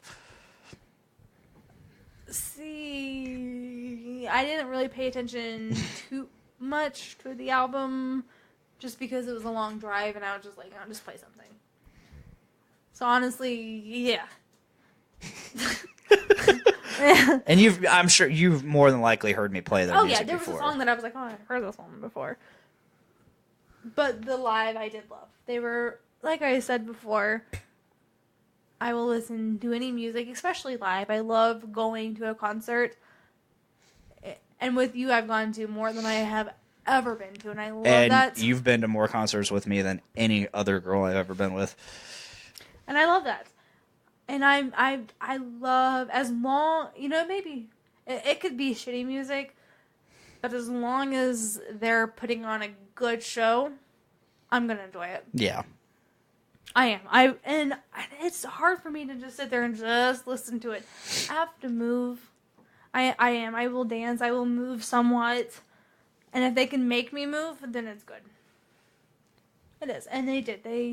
That's good. Even with the heavy screaming, the yelling, the whatever, I may not be technically listening to the screaming, but the instruments itself, I'm listening to. Oh yeah. And I'm loving.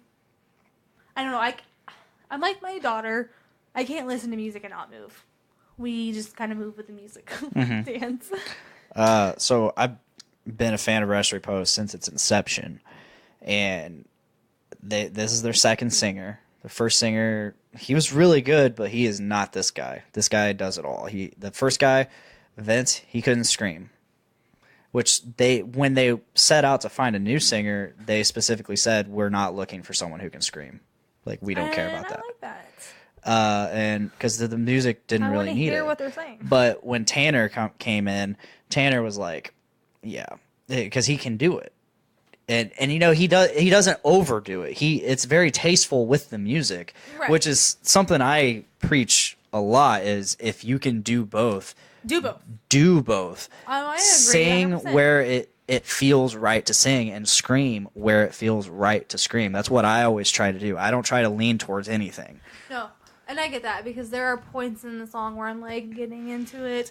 And then that screaming part comes on, and then you're really getting into it. Oh, yeah. And the screaming really needs to happen because you're really feeling it. You're really getting into it. You're really wanting to move to it. And that's where I do like the screaming because you're getting into it. And, yeah. Yeah. No, I get that. There are some people who don't know when to scream and how to scream, and it's been a little miserable. Yeah. But for the most part, no. So we're at the venue, and, like, we're just hanging out. We missed the first two. Venue, by the way, who does not have sex on the beach. That's completely unimportant.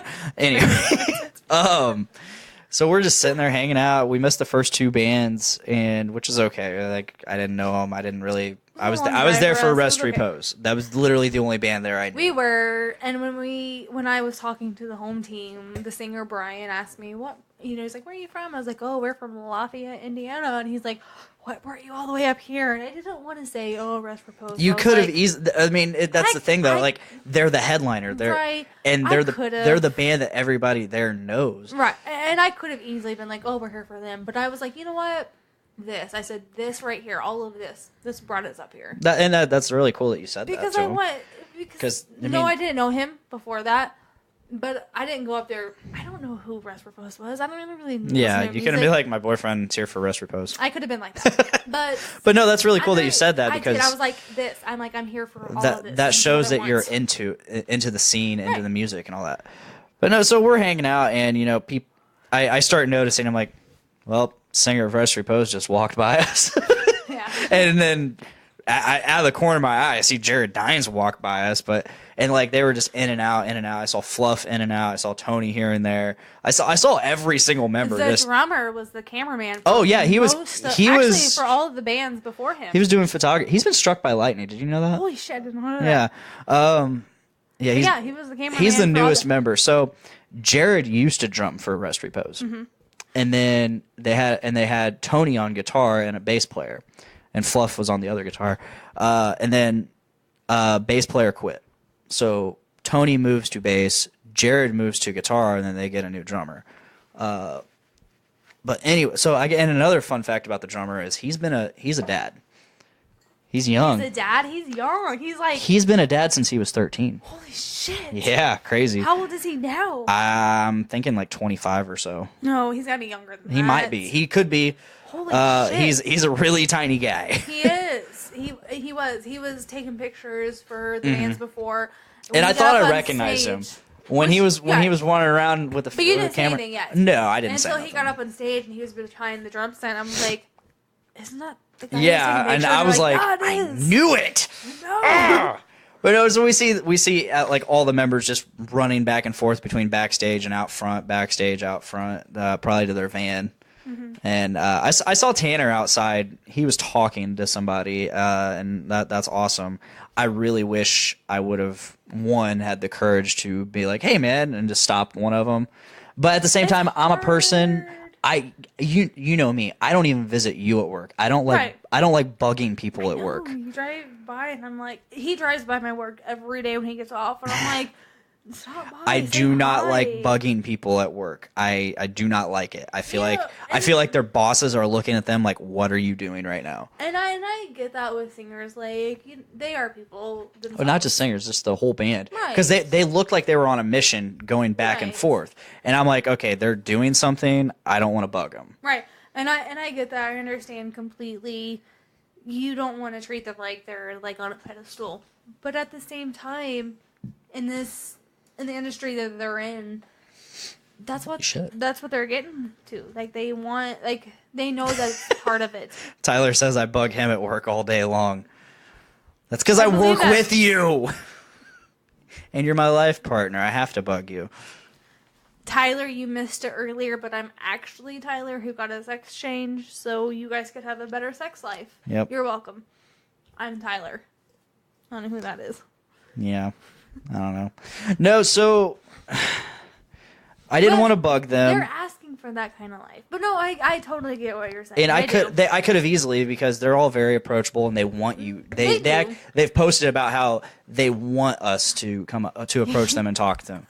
And I'm like, man, I wanted to so bad for Fluff. Like Fluff's a huge hero of mine because he can just play, and I've learned so much about like equipment and gear and just music in general from him. He's just a funny guy. He kind of comes across as an asshole, but I think he's just a genuine cool dude. And then you got Jared Dines. Like, dude's hilarious. You know, and I was like waiting for him to like toss his pick out, and the asshole was like, "Can I have your pick?" And I'm like, "Fuck you." He's just like, here you go. I'm like right here in his crotch, and I'm like hoping he'll just toss it to us so I can get it for you. So while they were setting up, we were on Jared Dines' side of the stage. We were. It was very and exciting. we are on the stage, mind you. We are on the stage, like right up against it. And they start setting up, and then He's like, "Here comes Jared Dines." And here is literally Jared Dines, not even a full 12 inches in front of me, setting up. Yeah, you got awesome pictures. I don't know if you can. I posted them on my personal Facebook page, but They can't see it. they're not gonna be able to see that. It was really, he was like in my face, crotch in my face. Tyler says, when I met Jared Leto and the rest of 30 Seconds to Mars, I was terrified, and they were super down to earth. And yeah, that's the part of it. We put them on a pedestal, and we think that they're like these big rock stars that aren't. But the fact remains, they're just regular guys. Yes, They're just regular people. Some are assholes, and some are like have that rock star mentality. Like, yeah, I'm fucking awesome. But there are a lot of people. Like I was saying, they are regular people. Mm-hmm. They're just like us. But at the same time, when you get into that industry, like you know you're gonna be put on that pedestal. You're going to. And you're gonna get those people who are like, "Oh my god, I'm your biggest fan, and I listen to you all the time," and yada yada. And that's just something they're gonna have to deal with. And if they don't want that, then don't get into this. Don't do it. So they're gonna have to be understanding of that. Yeah. But no, the vibe that I got from all those people there, they wanted you to be like that. Oh, they yeah, I wanted know. You to be like, come up to me, talk And to me, I guess drink with me, have a shot with me. a like, lot of that was just the nerves Right. and me and for why I didn't approach them. So I was nervous in that aspect, just because like I've been watching, and the fun thing about like watching people, listening to people for years is you feel like you know them. You feel like you actually know them. Right. And so Jared Dines is like 12 inches in front of us, just tuning his guitar touch him and for like oh my 10, God. 15 minutes. Like he's just standing there, not even 12 fucking inches from you and I. Right. And we're just casually you're like, are you going to say something to him? I'm like, I'm not going to say something to him. See, and just because I didn't want to bug him. He was doing something. And I totally get that. He was doing something. He was trying to tune his guitar. I didn't want to be. And some guy started talking. And he's just like, hey, man. Hey, thanks for coming. Hey. And you know, and like I said before, I don't really know who those people are, but I've heard you talk about them plenty of times. And I was happy for you. I was excited for you because to you, those people are important. Yeah. They are. Like, I mean, they may not be super famous like fucking Brad Pitt or whatever, but to you, they matter. Like, a lot of people make fun of you because you made their show, but to you, that means a lot. So for you to get it's not that it means a lot. I just think it's hilarious. It's hilarious, but let's be honest. Like, look at my shitty tattoos on YouTube. Yes, but let's be honest, babe. It means a lot to you. It does. For you to be picked out of all those people. Oh, yeah. I mean, it does. So Jared Dines, he has almost 2 million subscribers. Right. And for you to be on his show twice.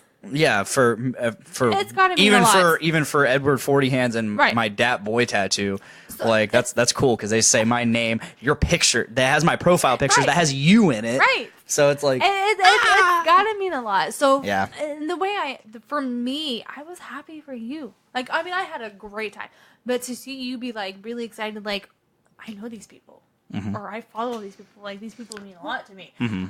I really liked that. I really enjoyed that. And that was entertaining. I really liked that. Like I was saying about, like, I've been watching these guys for years, and, like, I feel like I know them. Like, I watch and listen to the Rooster Teeth podcast, and I feel like if I were to ever go to an RTX, which is Rooster Teeth Expo in Austin, Texas, it's like a week-long thing where... Let's make it happen. We will. Eventually. Goals. But I feel like if I were to ever run into any of those guys, I could just easily just walk up and just start talking to them because I feel like I know them. Honestly, that's how I got to know a lot of the people on the Journey into Comics Network. I would just listen to their shows, and like that's how I got to know Nate and Brandon, and I even work with Brandon.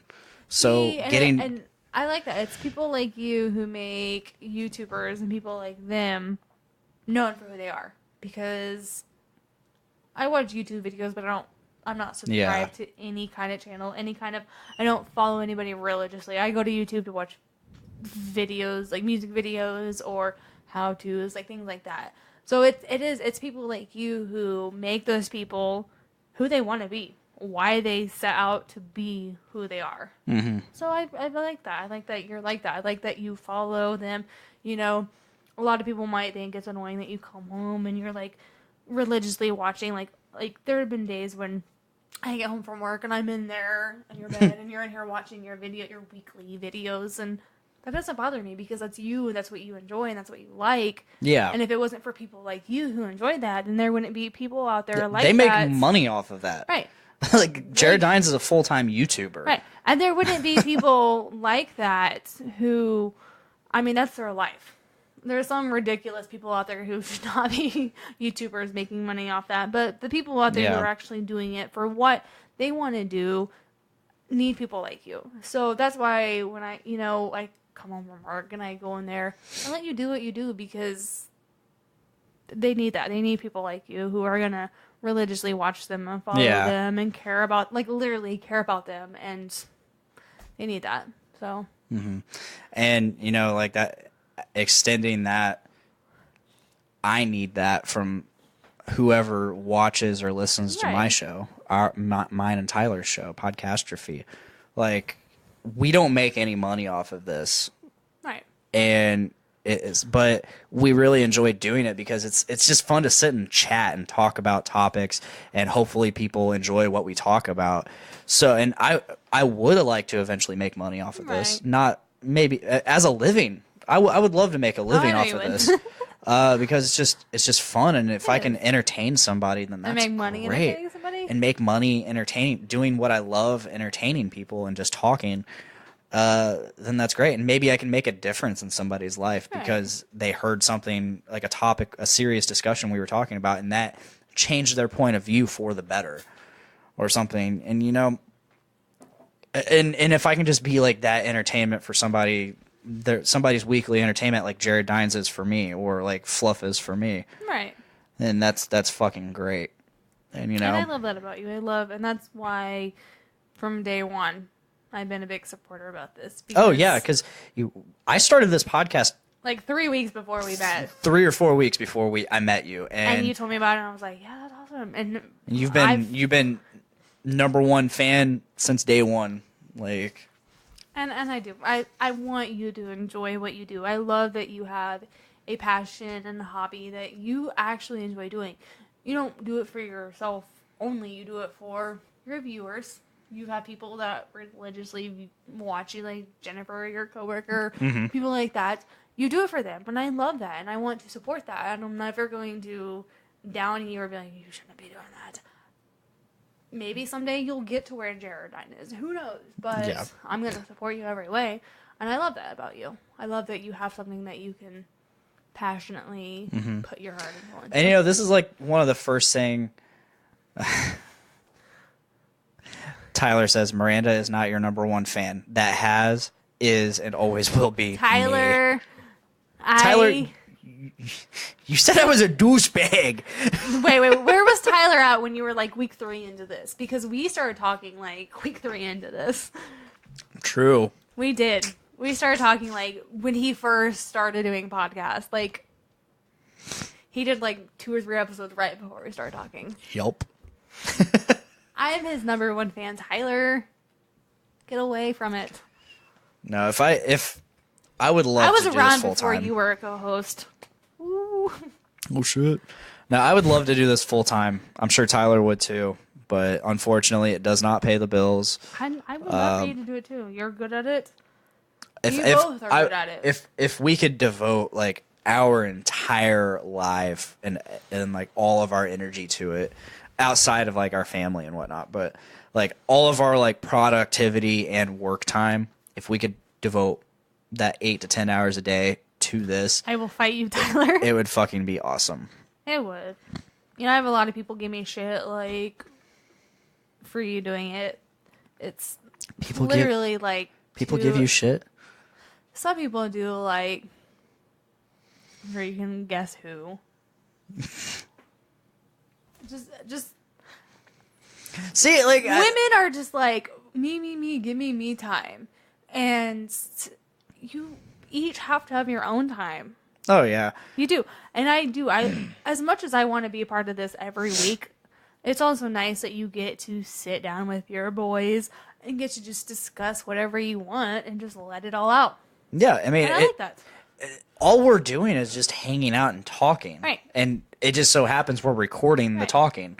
So like, I don't understand why people down it. Honestly, there's not really anything to down because It's like I said, 2.5 hours a week. It's not like you're ignoring them every night. it's not like I'm not even getting to the point where about like, oh, we're ignoring our significant other. No, 'Cause like you I work.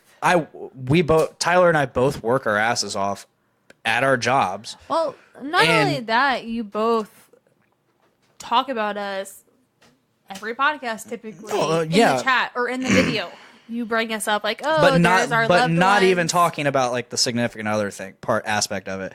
I'm talking about just people downing it just because, oh, it's just silly and stupid. It's like, no, it's like, dude, we work our asses off, and you know, 2-3 hours a week we hang out and we talk, and and like I said, we just so happen to record our conversation, and so people can listen to that conversation. Like, what is there to down about that? I don't understand, because we're just having a conversation and You chatting. know, and I don't know what they want to down either. I honestly don't. I like I said earlier, I don't get people. I don't get people. I don't know. It is what it is. It is.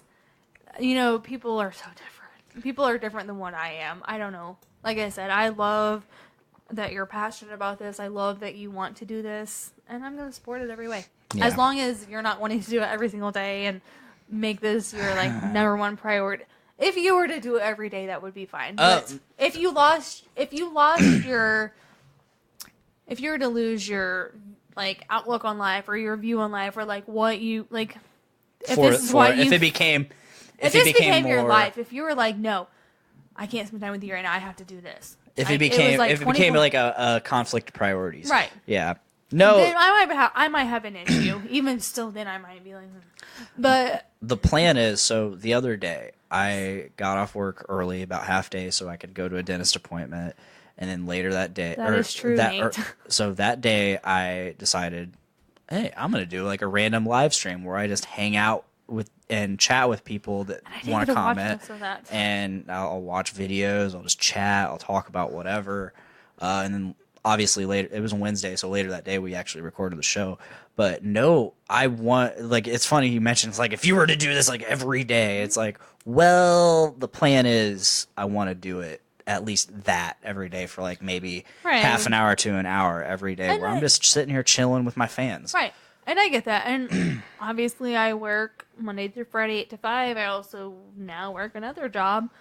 If you're doing it while I'm at work, fine. I don't care. And even on Wednesdays, you do it on Wednesdays. Every other Wednesday, we get alone together. That cuts into our time. That still doesn't bother me because that's your set schedule. And you actually enjoy hanging out with us. Do. And you'll usually be over here in one of the corners just chilling. And I've had my mom, I've had my boss, I've had quite a few people like, isn't that boring? Isn't that like... I know, you're just hanging out. I mean, it is fun. You guys usually talk about very entertaining topics. I like that. Sometimes it gets a little boring if it gets into politics and things like that. Not so much. But for the most part, I do. I really enjoy watching it. Even on the week or the days I have the kids and I can't be here physically, I still try to watch it. Yeah. You know, by the time I get off, as soon as I get that notification that you guys are live, it's on my phone. I pick up the kids. It's on my phone. They're listening to it with me. Even they know what it is. So that's awesome. They do. So I do. I do watch it, and I do love it. And if you were to do it every day, it wouldn't bother me. As long as the moment I hit that door, you're still giving your family... Oh, yeah. You know, like, oh, hey, my family's here. Like, this is when I need to set my priorities. That wouldn't bother me. No, I know how to balance. I know how to balance it. You do. Yeah. But... And I'm really glad that you're super supportive. You've always been super supportive of anything I do. Yes. I mean, and you know, like that's one of the great things about me is not to toot my own horn. Your head's getting big there. No, you'll see where I'm going. So the one of the great things about me is like I don't have anything that I'm passionate about that's negative. Like I don't do anything that is porn. That's not even negative. It's like, okay, cool. I'm watching two people fuck. Like, there's nothing negative about that. They chose to do that because they enjoy doing that. Some of them, not all of them. Some of them do it because like there's something wrong with them and they want money. Right. They got some issues that they're trying to work out through sex. I'm angry. Fuck me. No, I've watched some documentaries on some shit. I bet you have. Oh yeah, no, it's actually pretty interesting. You and your porn collection. Oh man, I have a ginormous porn collection. I can only imagine. And it would be bigger had an ex-girlfriend not deleted all of my other collection. That was a good collection. I mean, it's not nearly. My collection is probably way bigger now. Oh Jesus. In terms of like actual like data size, I had like. From 7th grade until 2014. Okay. That's how big it was. Like 7 years worth of porn. So you say you don't watch porn. So what's that mean when you say you don't watch porn? I won't. You don't watch the story? I won't sit and watch it all the way through. Like I'll skim it, find a good part with some tits bouncing, and I'll jack off to it. So TMI. When we have sex, you don't want it to be quick. You want to take your time. You don't want it to last. You're right. And I love that. I hate quickies. He hates quickies. I love that you want it to last. So with porn, do you like make love to yourself? Do you make it last, or do you just like get to that point and you're done? And what's the difference between that and making love? There are times where I gotta make it quick, but there are also times where I'm like, okay, I gotta kind of romance myself, stroke it a little bit, get it good and ready. And then I go to town. But so then you're watching porn. Kinda, yeah. You know, porn. I do like watching porn. It turns me on, but at the same time, it's very entertaining. I've watched a lot of porn. Is very comical. Oh my god, so comical! If you actually watch the storylines, like I really want to sit because I have HBO, and they have porn on the HBO app. I will totally watch HBO porn with you. I will gladly watch HBO porn with you because it's softcore, so it's super cheesy. I do, and I do the porn. I'm like you. Like I will watch porn. I will watch the story because sometimes, depending on the story is what turns me on. Like how they build up to the sexual like encounter turns me on. But the majority of it is comical. It is very like how they lead so to terrible. It. It's like so cheesy and so just like oh my god. I will give hardcore porn this. It's cheesy, yes, but not damn close. It's not even in the same ballpark as cheesy as softcore porn. Holy shit! Like Hardcore porn? Softcore porn is on like what? What do you mean like softcore? Because okay, like you do not see penetration whatsoever. Okay, because you do not see penis, you do not see vagina, you see no penetration. Do you masturbate to softcore porn? I have, yes. I don't regularly.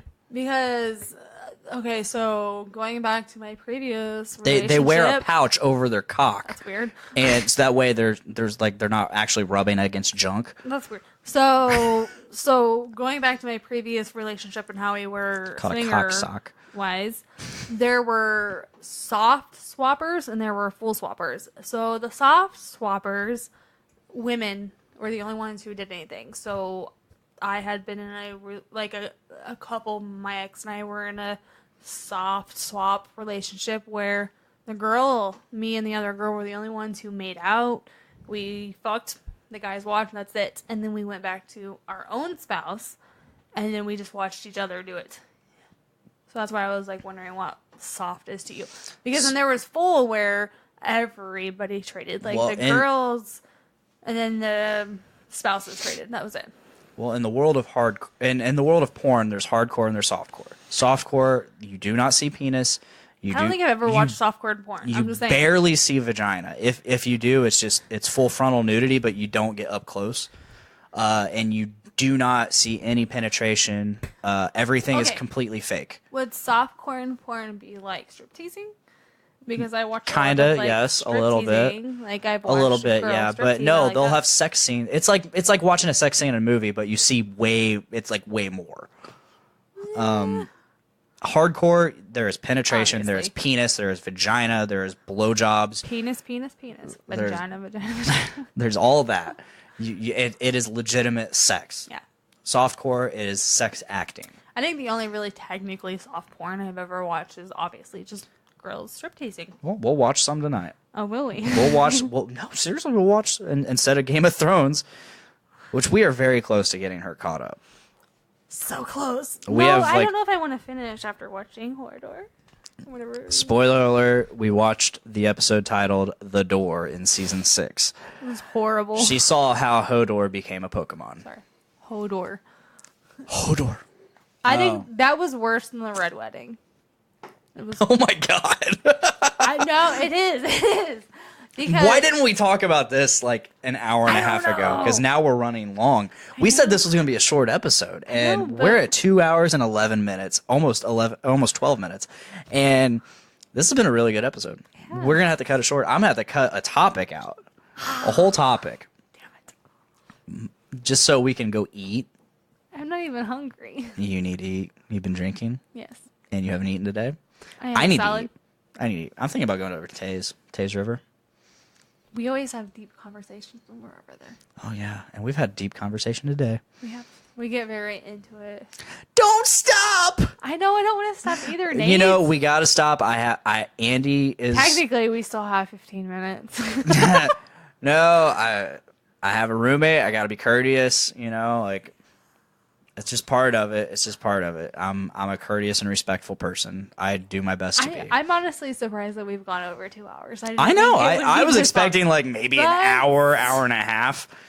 But I think we have really good conversations together. Even if we're not recording, I think we have really good conversations. Mm-hmm. We do. I'm very... I want to have you back on, especially with Tyler here, but at the same time, I don't want to have you with Tyler here because you guys get into it. No, let's do it. I will do it. And it's hard to pick a side because you're my girlfriend. He's your life partner. And it's not even that he's my life partner. It's like sometimes he's right, and I'm just like, I don't know how to tell you you're wrong. You can tell me I'm wrong. Because sometimes, see, the thing is, like, I'm so bad at arguing that, like, even when I disagree with him, it's hard to argue against him because I see his point. And I get that. No, like, first of all, you always choose your girlfriend's side. Just remember that. Always choose your girlfriend's side. Wrong.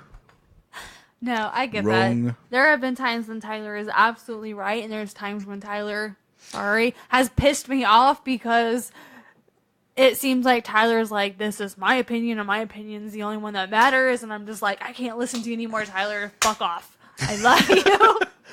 I get like that sometimes, but you know, like for the most part, it's- like I agree with a lot of what he has to say. But at the same because time- him and I are very similar. At the same time, Tyler is one of those people that I like to have conversations with because he will give those points. Like He'll actually talk to you. He'll talk to you. If I He'll talk to want you, to yes. talk and it's like a serious topic, he will give you those points that make you think and like Mhm. Yes. just like with the whole picture thing. Like there are times, so I'm like, there's two sides of me and Tyler. Like there's those sides where I'm like, Tyler, shut the fuck up, you're wrong. Like it's not just your opinion that matters. And there's times where I'm like, fuck you, Tyler, you're right, but I'm gonna try to prove you wrong. And it's just back and forth. But yes, I will totally come back on here with me and Tyler discussing our Be great. topics. And you know, maybe next, because you were pretty nervous to come on today, I was. and you've done an absolutely great job. Thanks. I knew you would. I don't want to hear it though. I knew you would. You don't have to hear it. I don't want to hear it. No, nobody listen to this. No, I'm kidding. So that being said, what next time you're going to be on? Are you going to be less nervous? You know, I'll More probably comfortable? always be nervous. You going to be more to comfortable? Start. To start off, I think I'm always going to be nervous. Drinks or not. All right. No, like I said, I think I will. Until a point, I will always be a little nervous to Oh start. yeah, and you know I'm nervous every show. I know. You don't know that. Nobody knows that. I know. You I've do. never. Oh yeah. I know. I'm I know nervous, you but enough to know. But no, I will. I will. he says I compensate for my tiny dick with lots and lots of rage. Awesome. It is fun. Like I said, it's hard to sit there and listen and not voice your opinion. I like to talk. That's one reason I'm in the field that I am. I'm in the field of customer service and healthcare, where you talk with people. And even though at times I hate it, You're really good with it, though. I am. I enjoy it. I have very good conversations with a lot of my patients, and I do. I really enjoy it. So I come from a background of customer service too. When I worked at Monocles, I mean, yeah, okay, it's food, but it's still customer service. I still have to deal with people, and I really enjoyed it. I was really good at dealing with people right, and until I stopped giving a fuck. And like my last couple days at Monocles, holy shit, did I have some fun with customers? I've been in healthcare for over 10 years. I've been at my job for over a year, and there are still days where it's awkward silence. I'm like typing away their information, but once we start talking, and I'll start talking about their day, like how are you today, or like what's this, or those, and I end up spending a little bit too much time in the room with them talking, just because to me customer service and good care is, they want to feel that personal connection. Mm-hmm. And that's one reason I love the doctor I work for. We may get behind at times, but she takes her time and she wants to know about you. She wants to know your hobbies, what you enjoy. And if you go to our reviews, my office has the most positive reviews ever. And it's not just about me or the doctor. It's about the entire office. So Michelle, Judy, myself, and I, we just, at first, yeah, you're nervous. You're nervous as fuck, especially when they're strangers. Once you let go and let loose, it's good. It's awesome. And I love that. And so, yeah. Yep. All right. Well, I think that's a good spot to, end things on. We're nearing 2 hours, 20 minutes now. So we had a good show. We had a really good show. Thank you guys for listening. A couple things to plug, obviously the Journey into Comics Network. You get all the shows like Foodies Watching Movies, Journey into Comics, Voice of Survival, Kids for Sale, Adulting Ain't Easy, The Poor Report, Podcastrophe, and Brews with Dudes. And if you subscribe to Journey into Comics, you get all of those shows. If you subscribe on Podbean, Stitcher Radio, Spotify, iTunes, Google Play Music, and all the podcasting platforms, you get all those shows. And it's great. You get us every Thursday. You get the other shows on their respective days. Check them out. Check us out. Read his comment. Read my comment, shithead. Tyler says, though I don't agree with a lot of your stances, I respect the fact that you actually have an opinion, Miranda. Oh, fuck you, Tyler. I've debated a lot of people about a lot of stuff, and you cannot believe how many people argue about shit when they don't even have an opinion. Bring it, Tyler. So, as I was saying, check us out. Podcastrophe is live on Facebook every Wednesday so far. It's probably going to change to Tuesday around 5:30-ish. It's probably going to be 5:30 coming up.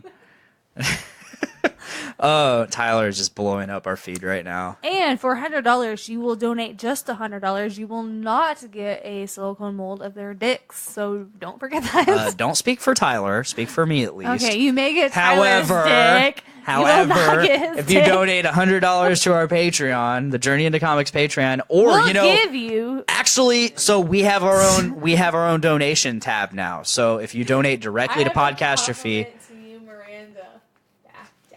If you donate $100 directly to Podcastrophe on our Facebook page, you'll get a silicone mold of my penis. You will not. And Tyler's as an extra. Tyler's is the tickler.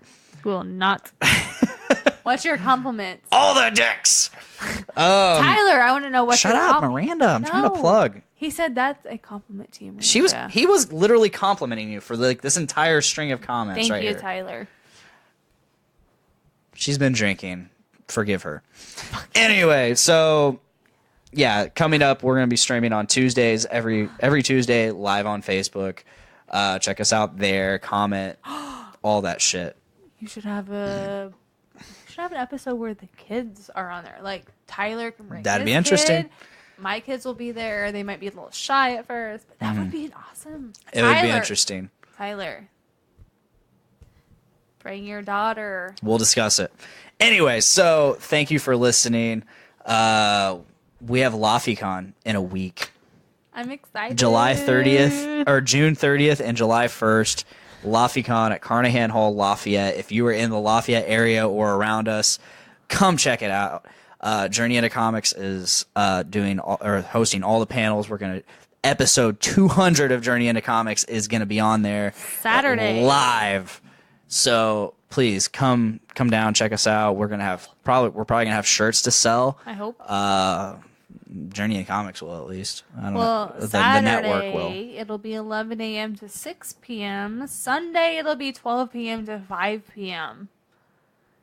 Saturday tickets are $8, 2 children 12 and under. Sunday $6, $2 for children 12 and under. Yeah, so come on down, check us out. There's gonna be a lot of vendors, a lot of artists, and lots of cool stuff there. So After party on Saturday. An after party at North End Pub if you're of age. Party with all the podcasts. Night of the Round is gonna be playing. Final Fantasy instrumental band. Awesome shit. I love it. Come down. You'll see us at Podcastrophe down there. You'll see the Journey into Comics Network down there. I don't know who all is going to be there, but as many of us as we can get down there, we are going to get down there. So come down to Carnahan Hall, June 30th and July 1st. I've been Dick. Miranda. Thank you the for Phantom. The Phantom, yes. She has a nickname, The Phantom. Who's finally made her appearance. Who's finally made an actual episode with me. It's been great. So thank you guys for joining. Just please. Make every day A big dick day. Thank you guys. Woke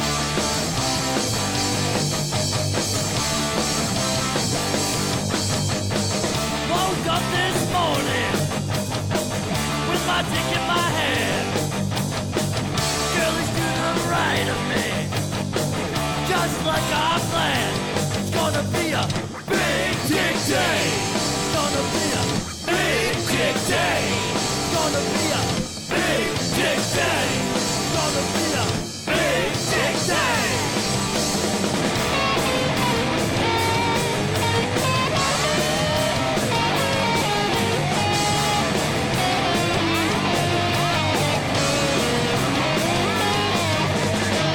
Big dick day.